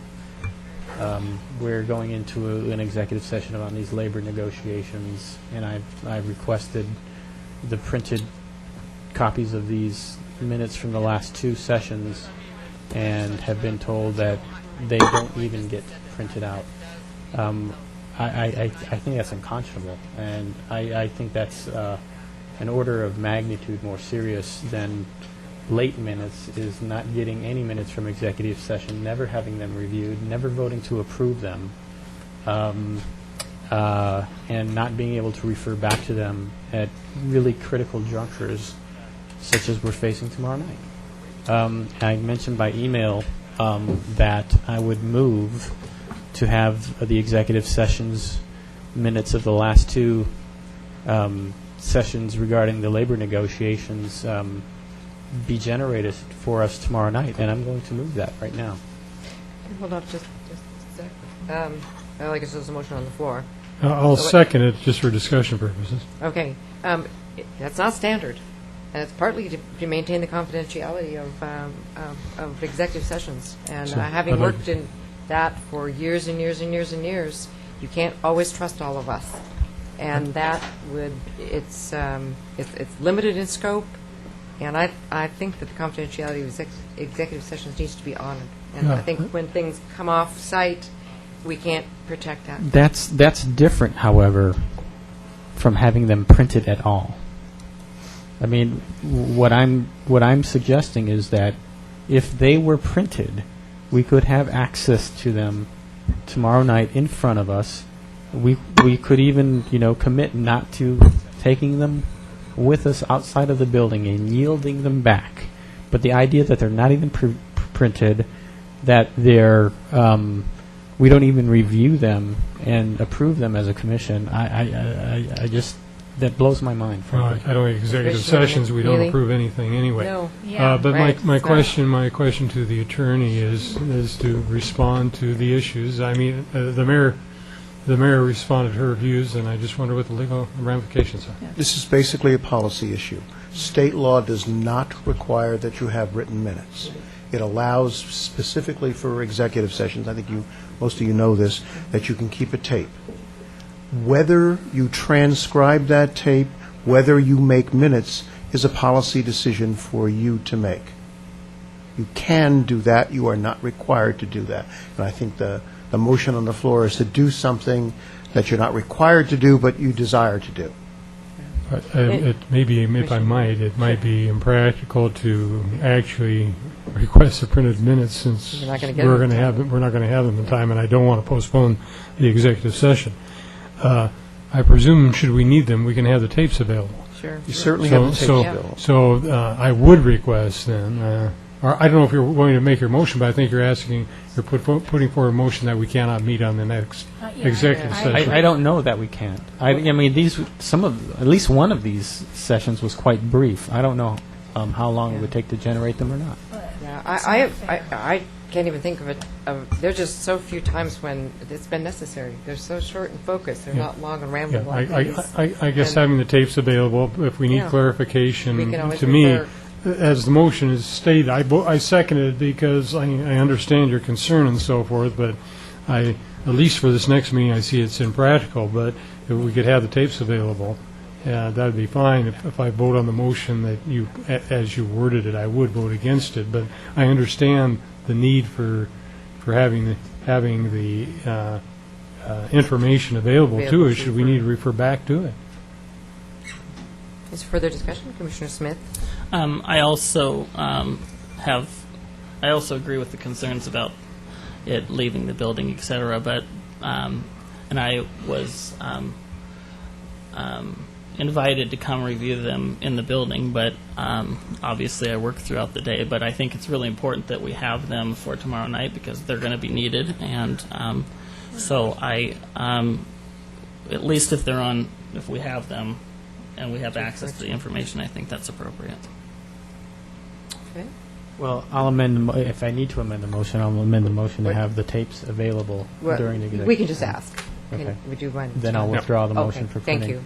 you. I will ask Mr. Patterson, though, I would like to come in as soon as possible tomorrow morning to listen to them myself. I don't know what time people arrive. 8 o'clock, we open doors. 8 Kelly o'clock. Kelly Okay. can set those up for you. All right, thank you. Great. Okay. Manager's report. Mr. Patterson? Madam Mayor, I have 3 items this evening. First, I'm going to have Mr. Sullivan report to you on the Luba remand. There's 2 things. There's 2 things I'm supposed to report on tonight. One is the land use procedures, and the other is the case Grazer Lindsay versus Oregon City. Since you put Grazer Lindsay first, I'll take it first. As you know, Luba remanded the city's decision to adopt a plan that it found to be inconsistent with Metro's standards. And the standard in particular was a regional industrial mapping that was done when some of the property was brought into the city. The city, Mr. Conkle can give you more details, combined that with some other property that was already in the city and with a second annexation into the urban growth boundary of some Oregon City property. Early in the process, the staff asked Metro whether or not all of the property had to be zoned, planned and zoned industrial. Metro said it did not. Metro was asked a second time during the process, and David Bragdon, who was here tonight, sent a letter saying, no, this meets the spirit and intent of Metro's regional industrial process. The issue was identified early on by us. We said that that was the Achilles heel of the adoption. We had that assurance from Metro. Metro again assured us while the case was pending that this was fine, that it supported the city's action. Metro found two competing Metro Code provisions and construed the code so as to require that the property, or a lot of the property, didn't say how much, had to be planned and zoned for industrial uses. We've talked with Metro about what might happen. I've talked to Dick Benner, who's my opposite number at Metro, and Benner says that he needs to talk to his planner, but he believes, again, that the city's position was acceptable with Metro, but it may now require that Metro either replan the area on its map or put some sort of notation on the map to indicate we didn't need all of that property as industrial. We only needed the 175, really 120, that is usable for industrial.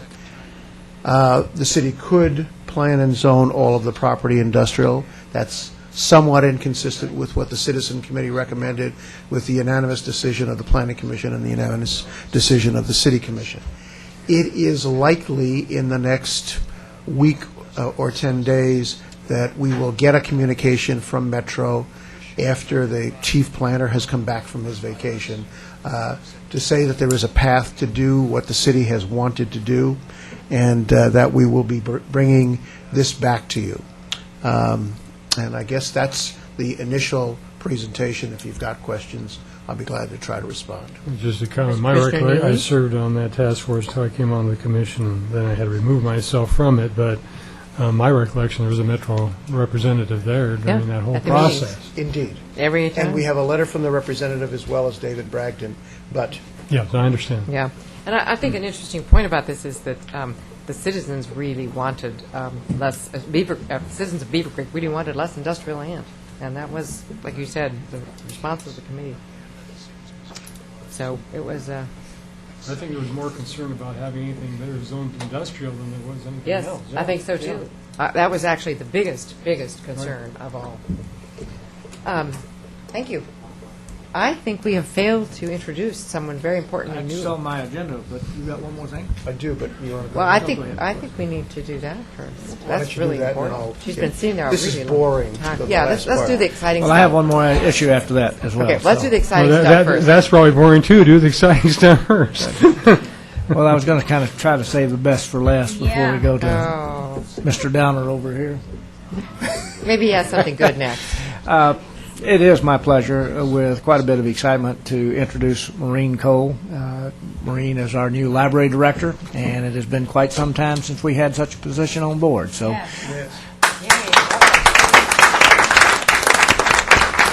Welcome aboard. Can we expect the new library in about 3 months? Oh, okay, great. That works. she may be questioning after tonight why she's here. Now, wait a minute. We're not even to the 2-hour point yet. I know, that's what's amazing. Yeah, about it is. We'll find something. Now back to you, Now, Mr. Sullivan. back to Mr. Sullivan. Do you have the 4-page presentation that I had sent to you, or I think through Nancy? It's entitled "The Role of Findings in City Land Use Proceedings." No, No. I don't have that.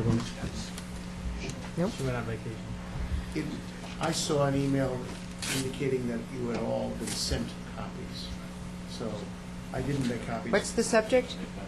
The role of findings, and I also, because Commissioner Nocita had quoted some statutes, had brought in lots of statutes for you to put in a black book, if you like mine, so that you can follow along. Tony is Can we have running a them disc off. instead? If you go to some other things, Okay. I'll do it before the meeting's over. Okay. Right. Mr. Patterson, back to you. Just one final item, and it's very short, so Tony's going to have to copy fast. My wife decided that she, for once in our married life, for us to get away on our anniversary as opposed to spend it at council meetings, so I'm going to be out of town next week. And Is it during your my- 25th? Got to go up more. Is it your 50th? I got to come down. Well, then I don't think you should. I'll let you talk to her. Actually, it's our 34th. Yeah. Amazing. Have a great time. Don't forget to bring back the chocolate macadamia nuts that Leilani always brought us. Yeah, okay. I did want to indicate, too, back to business here just quick. During my absence, Ms. Krushauer will be acting city manager, so if you have issues, you can direct her attention. Please go easy on her. She has a very busy schedule as it is, but there are a number of things that will have to be taken care of, so I know I'm leaving it in capable hands. I will be available by phone. I will be out of email range, but the reception there is not always so good. So, and I've told Nancy it's got to be an emergency. I do not want anything. You didn't tell me that. That's different.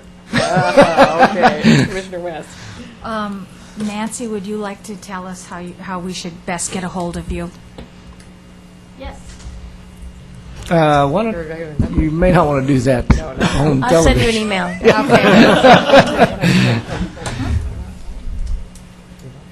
And with the exception of Mr. Sullivan finishing up, that's all I have this evening. Okay. You might want to do reports from Okay, commissioners. great. Let's start with reports Still from the waiting. commissioners. Commissioner Neely, do you have one? Well, we had our last urban give me a chance, urban and rural reserve policy advisory committee to the county commission, Board of County Commissioners, where we had inconsistencies, and well, I won't call them inconsistencies, where we had overlaps in terms of the study areas that we identified for rural and urban reserves to resolve those. The recommendations that came out of there recommended portions of 3 of the 4 urban reserve areas, potential urban reserve areas to come forward. The south end piece that was along the ridge was approved.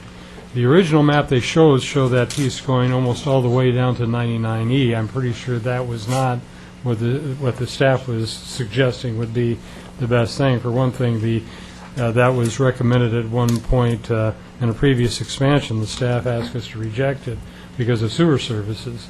In any case, that ridge area that we've all been talking about that we thought could be easily served was recommended as urban reserve.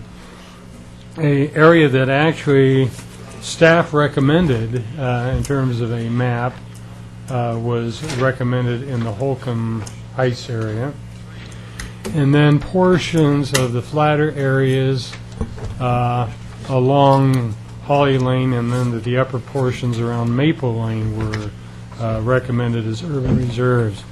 The Beaver Creek area was recommended as neither an urban reserve nor a rural reserve.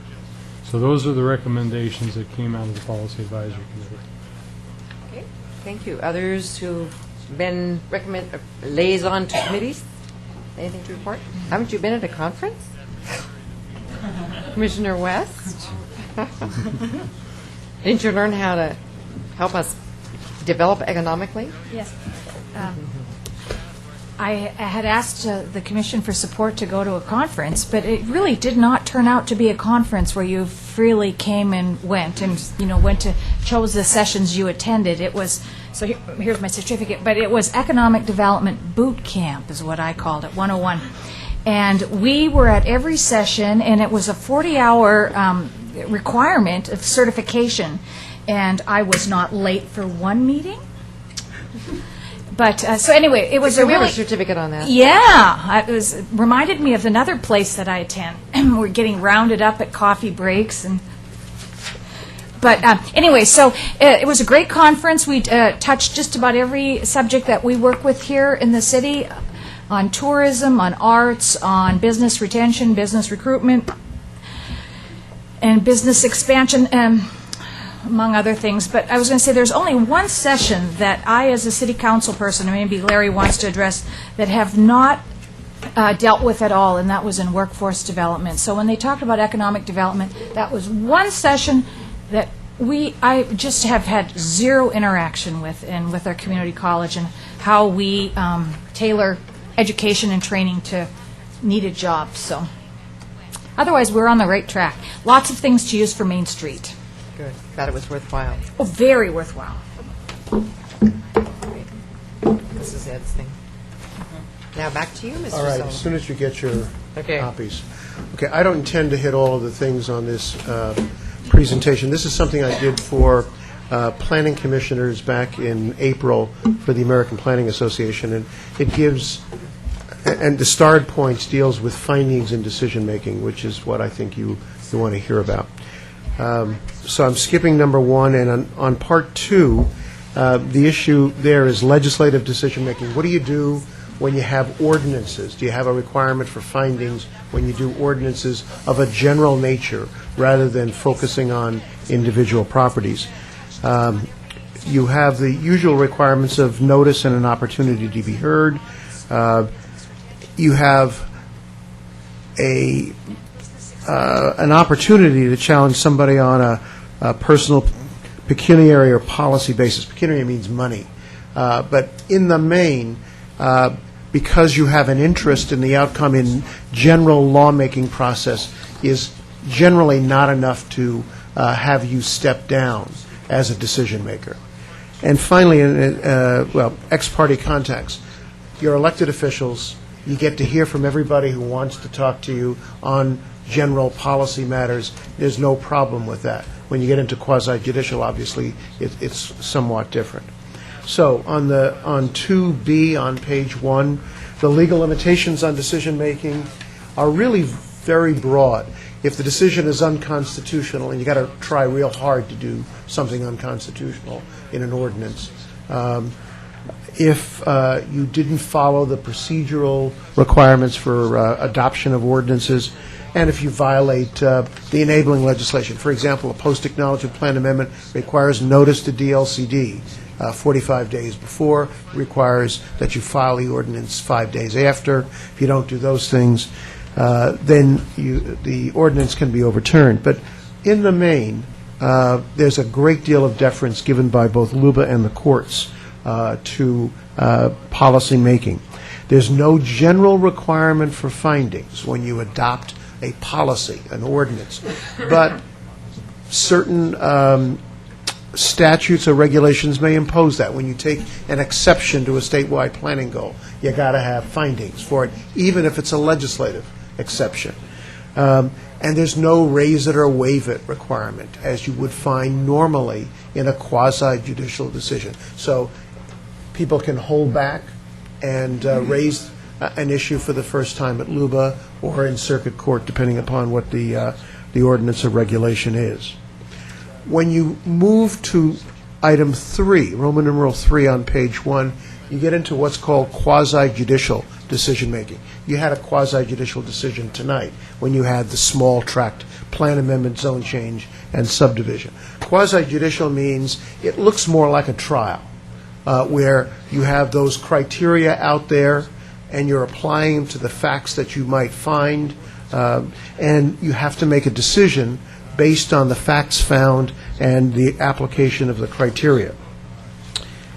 Planners and lawyers advise the decision-making body, of course, decides. The Fasano case at the very bottom of page 1, my case, 1973, in which the Oregon Supreme Court basically put in what you see in D3 on page 2, that for quasi-judicial decisions, even if it involves a zone change, which was the big issue in Fasano, whether or not quasi-judicial decision-making processes applied to zone changes, you've got to disclose ex parte contacts and bias. You've got to have an opportunity for the presentation and rebuttal of evidence, and you've got to make a reasoned decision based on the facts found and the application of the criteria. And LUBA or the courts would look at basically procedures. They would look at whether there's evidence to support the determination of fact that the city made, and whether or not the city correctly interpreted the law. Yes. I got a question about Fasano. Yes. And, I'd like to tell folks a little story about Ed.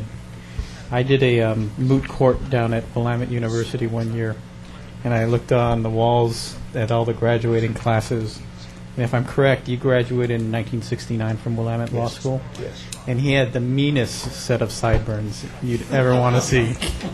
I lost him quickly.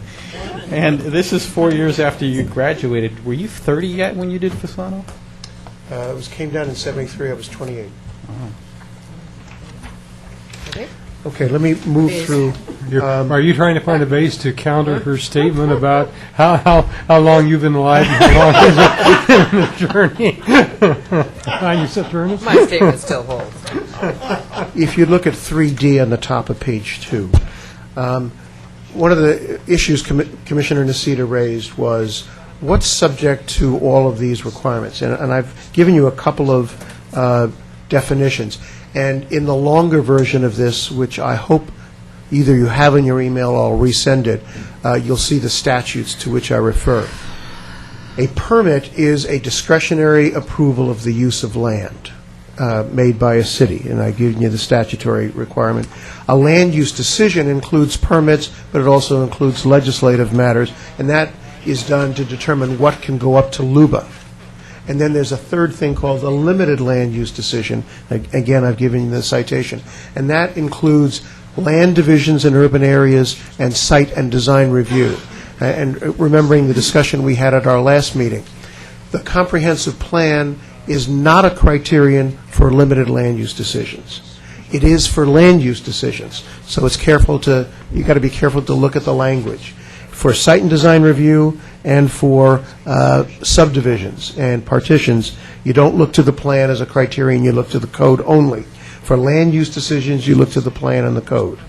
And for permits, except for limited land use decisions, you look to the plan and the code. Legislative and quasi-judicial decision-making is distinguished by whether you're formulating policy, a general ordinance that's applicable either to the whole city or to a large part of the city, or whether or not you're focusing on individual properties. If you're doing the latter and applying some previously adopted policy, that's quasi-judicial, and it requires that you take trial-type procedures, as close as we can get to them outside a courtroom, in order to make your decisions. The comprehensive plan, with the exception of limited land use decisions, is a criterion for approval of a land use decision. I've left out the public meetings part, but if you go to the bottom of page 2, there are types of decisions that are involved. Ed, Yes. before you continue, Yes. I wanted to ask you a question about bias. Go ahead. I remember a discussion earlier this year we had, I think with Bill when he was here, about whether our own code, Oregon City's code, whether it seemed to kind of presume that the commission could act without bias no matter what. And I raised that in the context of we had a discussion about whether on certain land use decisions we should take it out of the city commission and give it to a hearings office. Yes. Because everybody on this commission is also on the Urban Renewal Commission. Yes. So you will have already, weighed in a bias in favor or against the project in voting to fund it. But so would that suggest that any land use appeal should be heard by a hearings office, and Bill's opinion was that, no, the code kind of presumes that you can... It's not legally required, is I guess the shorter answer. If, as a matter of policy, you want to allocate some of the decisions outside of the city commission's purview and put them in a hearings officer, you have every right to do that under E1, because you get to allocate who hears what. There's only a couple of times when the city commission has to decide, usually on plan amendments, and often, but not required, on zone changes. But you can allocate that decision-making out. And what I put in 1A at the bottom, E1A, you have 4 types of decision-making for Oregon City. You don't have to have 4. You can have 1, you can have 3, you can have any number. But there's an allocation there that we've made back in 1998. And the simple, non-discretionary permits, type 1 permits, over-the-counter, don't require a hearing, so that's only done over-the-counter. Type 2 are what was perceived, at least in 1998, as light decision-making partitions, more than lot line adjustments, and site and design review, where you give notice after the staff makes an initial decision. And if anybody wants to take that up further, they can do so by filing an appeal. It's a $250 maximum amount, and you get to be heard by the City Commission. The bulk of our decisions, I think, are made in this category. A Type 3 decision is a variance, a conditional use permit, and certain types of zone changes. There, a hearing has to be held, and it has to be before the Planning Commission, and it is appealable to the City Commission. The last of the 4, and an example of which you had tonight, is the plan amendment, where it has to go to the Planning Commission, but the Planning Commission only makes a recommendation to the City Commission. So you've got that kind of allocation. What the 1998 City Commission decided is that they didn't want a hearings officer. It was raised to them, and they decided, why don't we do this process whereby the staff makes a lot of the decisions and it's appealable to the City Commission, and then follow through on the other allocations that I've mentioned. It is possible for you to have a hearings officer. And it's possible also, under ORS, to stop the process at the hearings officer, whereby if you don't like what the hearings officer did, you take it straight to LUBA. That's what Portland does in most of its permits, not its plan amendments and not its zone changes. So that's the allocation. In 1B, at the very bottom of 2, there are frequent uses by cities and counties of what's called decisions without hearings. And that's this Type 2 process that we have in Oregon City, where you have a staff decision. If anybody doesn't like it, they can take it up to the City Commission. And then, of course, you have the privileged distinction of neighborhood associations, which can take it up without a fee if they go through a certain process. In general, how is notice given of that kind of a Type 2 decision? It's given within a certain notice. It has to be at least 100 feet, and it's often beyond 300. that. 300 for us. Of the initial application, and then we mail a notice of decision to everyone who's contributed something, yeah. or participated, because they're the only ones who would have standing to appeal. Okay. Going on to page 3, it's possible to have a direct appeal to LUBA from a decision of an inferior body, somebody below the City Commission, the Planning Commission, or the staff for limited land use decisions, or a hearings officer. Application fees, they have to be either the actual or average cost. Every year or two, the staff brings before you a new fee schedule, and it's based on their experience. They allocate the time spent on various types of applications, give you the average, and then recommend a fee. It is possible, and a couple of the small cities I represent, they do it by actual amounts. So you sign an agreement when you file the application to pay all of the fees that are attributable to that, because there's no planning staff. You've got to call in a visiting planner or an engineer to review it. So that's possible. We also have what I call the Walmart exception in Oregon City, whereby the planning director gets at the intake the ability to say, this is going to be a humongous decision. And I choose to designate this application so that it's an actual cost application, so it doesn't skew all the rest of the fees. And then, of course, I have hearings officer, which is open to you. I've skipped F. Going on to G, you all know there's a 120-day requirement for making a decision from the time the application is deemed complete. Usually that's a letter from the staff. It has to be done within 30 days. If they don't do a letter within 30 days, they can presume that the clock is running. The applicant has the ability to say, hold up the process, I want to submit more information, or the applicant has the alternative of saying, I want the process to keep going, and the 120-day clock would start. The way that Oregon deals with this is that there are exceptions to this 120-day rule. Plan amendments are never subject to the 120-day rule. And any decision that's outside the city's ability to make a decision on, such as a DSL permit, when you have a wetlands at issue, are not subject to the 120-day rule. The applicant, and only the applicant, can grant an extension to the 120 days, but no combination of extensions can exceed 365 days, 1 year, from the initial determination that the application is complete. If it does so, and the case law is not clear, it probably dies if it goes beyond the 365. And the applicant, and only the applicant, can enforce the 120-day rule by mandamus. Now, that's rolling the dice if you're an applicant, because if you win, you get attorney's fees, and you also get your application. But you also have a circuit judge deciding whether or not there was any reason for denial. The burden is placed back on the city and any opponents of the application to prove that the application shouldn't be granted. If I recall correctly, there's a similar statute that allows mandamus to force LUBA to render its decision. But only to render the decision, not to make a particular decision. That's what makes it different from the 120-day rule. But LUBA, for the past 2 years or so, has just been way outside its time limits. many cases, is that yes. mandamus being used more and more, or no? It's never been used, to my recollection. If it's been used once. And, you bring these things advisedly, as I know you know. And you've done this for me before, but define mandamus again. Sorry? You define mandamus again. I'm sorry.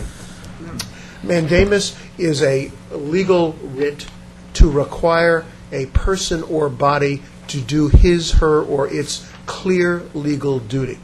We associate it with building permits normally, where there's a building permit that should be issued. It's clear that the permit should be issued. Mandamus is the appropriate remedy. Where you have discretion, it's normally not applicable. Oregon has figured out a way of mixing and matching this so that mandamus can be brought, but it becomes a trial if the city wants to contest it, and the burden is placed on the city to show why the permit should not be granted. And if you've got a decent case, you, of course, go through it. But in advising my private clients, I say you really want to be careful about this. First of all, you might find something that's discretionary, and you may have a judge that doesn't like this. And then you might be liable for attorney's fees to the local government. So we don't see very many mandami around. Okay, I've skipped H. 3 statutes I want to make you at least aware of. You've heard 2 of them because they're part of my spiel at the beginning of a hearing. The first is 197-763. It rolls off the tongue. And this statute sets the requirements for notice, setting out what's in the notice, when it must be given, and the raise it or waive it requirements. And that is, you're obliged, citizen, to look at these criteria and to use any other criteria, but if you don't raise an issue, and you've heard me say it many times, with sufficient specificity to allow the governing body and to allow other parties to respond to that issue, then you've waived that issue on appeal to LUBA or the appellate courts. But there's an exception to that. There are exceptions to that. And one is if the city doesn't list the criteria and there's no way that it could have been raised. It often comes up with, well, how specifically did you raise the criteria? LUBA's been pretty liberal to parties in saying that the criteria has been raised. But what this does is to make hearings like a checklist, so that you look at what was raised and you look at whether or not that objection was responded to. You have to have the evidence available that was submitted by the applicant by the time the hearing starts. Of course, the evidence can be added to. There's a staff report requirement. It's due 7 days before the hearing, the initial hearing. There is the cautions, and that's what I do at the beginning of a hearing, to talk about what the raise it or waive it statute.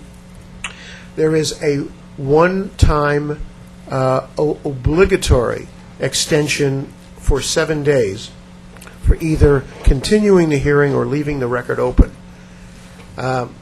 And then at the end of the process, the applicant and the applicant only has the opportunity for final written argument. Often I waive it if I'm representing an applicant and the case looks okay, because you don't want to wait another 2 weeks. But the state law gives that ability to applicants only. The second statute is 197-796, and this relates to conditions. And the statute was adopted after Dolan was decided by the U.S. Supreme Court. And Dolan, as you know, is the condition case where the condition must be roughly proportionate to the impact imposed by the proposed use. And here, as you'll see in page 4, item 2, there is another caution, and it's only directed at the applicant. To the applicant, somebody's got to say, if you want to challenge any condition, you must raise that condition at this hearing, again with sufficient specificity to allow the governing body and other parties to respond. Failure to do so means you've waived it if you want to challenge it at LUBA or circuit court. The second point is that if somebody doesn't like a condition, they must appeal it all the way through the local process, so that the case is ripe for decision by LUBA or circuit court. The condition alone can be appealed. You've got, as an applicant, if you don't like the condition, you've got a couple of things. You could take the whole decision to LUBA and challenge the condition and ask for a remand on the condition, or you could accept the condition and then sue the city after the LUBA appeal period is done, but within 6 months, for a taking. In either case, if you win as an applicant, you get attorney's fees. So, the last one is 197-306. It's the needed housing statute, and this requires that needed housing be dealt with through clear and objective conditions and processes that don't cause unreasonable cost or delay. There are a couple of cases on it. It's something that I always look for in a housing kind of decision. Item K on page 4, findings and conclusions. The first item is that which Commissioner Nocita raised at the last meeting. 227-173 sub 3 says that decisions have to be made based on criteria in the plan or the ordinance as applicable. It has to be accompanied by a brief statement, not always brief, of findings showing conformity with the plan and the based on the facts found, and then a notice of final decision has to be sent to all the parties. I've mentioned conditions. There's a statute on it, and the statute was made to make Dolan-type challenges to conditions being done within 6 months, and the trade-off for that is that the applicant has to raise the issue and the local government has to respond to it at the peril of attorney's fees. Final orders under M deal with a common process at local government level. That is to make a tentative decision. Often it's made in the whirl of a lot of contentions and allegations. So the governing body makes a final decision or a tentative decision, carries over the final decision for another couple of weeks while findings are drafted and brought back. So that's what I have here. You have more statutes than you'd ever want to look at to accompany this, and I'll make sure that you all have it. Thank you. Any questions on that? Thank you for our Hearings 101. Land Use 101, I guess that is. While we're on the topic, Commissioner Nocita? I would like to get an update on the timeline for the appeal of the Public Works Center. I think it was going to be October 21st, I believe, is the second meeting in the City Commission in October. Okay. More? Are you finished? We're so done. You're so done. We're so Okay. done, yes. Has everyone finished giving their reports? I have one additional inquiry, Commissioner Nocita? constituent inquiry as to the status of the proceedings regarding the house on 4th Street in Kenema that had the 2x4 in the sewer and backed up and that mess. I'll have to look. Yeah, okay. Off the top of my head, I just don't remember where we're at on that right now. Commissioner Smith? We had two things tonight on our dais. I wonder if these were for us to Just look at. just or- communications is all that is. Can I ask a question? Sure. Because actually, before I saw it, one of the things on my list was asking about the vendor cart program because, of course, the day after we talked about it, there was no vendor cart down on Main Street, and so I knew something was up. I guess, I mean, at the time it was brought to us, it seemed that it sounded like it had gone through some of the process it needed to go through and was supported, but obviously that's not the case. And I guess my real main concern was you have it implemented, this program implemented, someone bought a permit and was down there. So what happens to that? I mean, if we have a process set up and someone purchases a permit to be down there, and they're down there, and then we revoke it or change thought, how does that? Seems like that could cause some problems. On both sides of the coin. There's a number of steps that need to be touched on. Not all of those were done. One of the things the vending cart person did go through. I'm still a little bit vague whether they actually got a permit or not. If so, there's still a process. I don't know that we covered all the bases there. The vending cart person there did not have a business license, and so without that, they have to get that before they can operate. There's also you have an ordinance that actually prohibits that unless it's approved by the commission, and I'm still looking for how that's defined, and so we need to come back and just wrap all that. We're in the process of working through that. We hope to get a program put together that is consistent, because there were some inconsistencies there. Okay. I also really would like it to be run by the Main Street Well, program. that was one of the in things, downtown. too, I we mean, wanted to do. It and sort of there's was a some- surprise to yeah, us. Yeah, and a surprise to some of them, and there's some issues. We want to make sure that all those folks think are that's really in important. support. Yeah. Okay, And then- good. Regarding the letter from CHP, the city hasn't responded to this, I'm assuming? No. No. Don't know that we will. At least not what's requested there. Just wanted to make sure. Yeah, we have, I believe that our new facility is being turned over to us, though, on the Yep. 6th. Yep. And so we actually have a walkthrough tomorrow to see where the keys are and the lights and all of that. And then, I think it's really a decision for you guys to kind of figure out what we're going to do talk versus about it a little bit- relationship there. I hope we can talk about it a little bit tomorrow I at the work guess, session. okay, because I guess that brings up a lot more questions. Oh, If yeah. it's happening soon, and because We don't this have is a plan. talking about a lot of intricate things that hopefully are discussed before it happens. Oh, we don't have a plan, though. Well, I mean, if they're turning over the building, Well, they're asking really essentially an answer from the city on what we're going to do in that process, and I'm wanting to make sure that we have a discussion and that answer doesn't just to go to them without us talking about it. oh, yeah, definitely. I 'cause we have sure no idea you what we're won't. doing. Yeah. Okay, any further reports? If not, we are adjourned.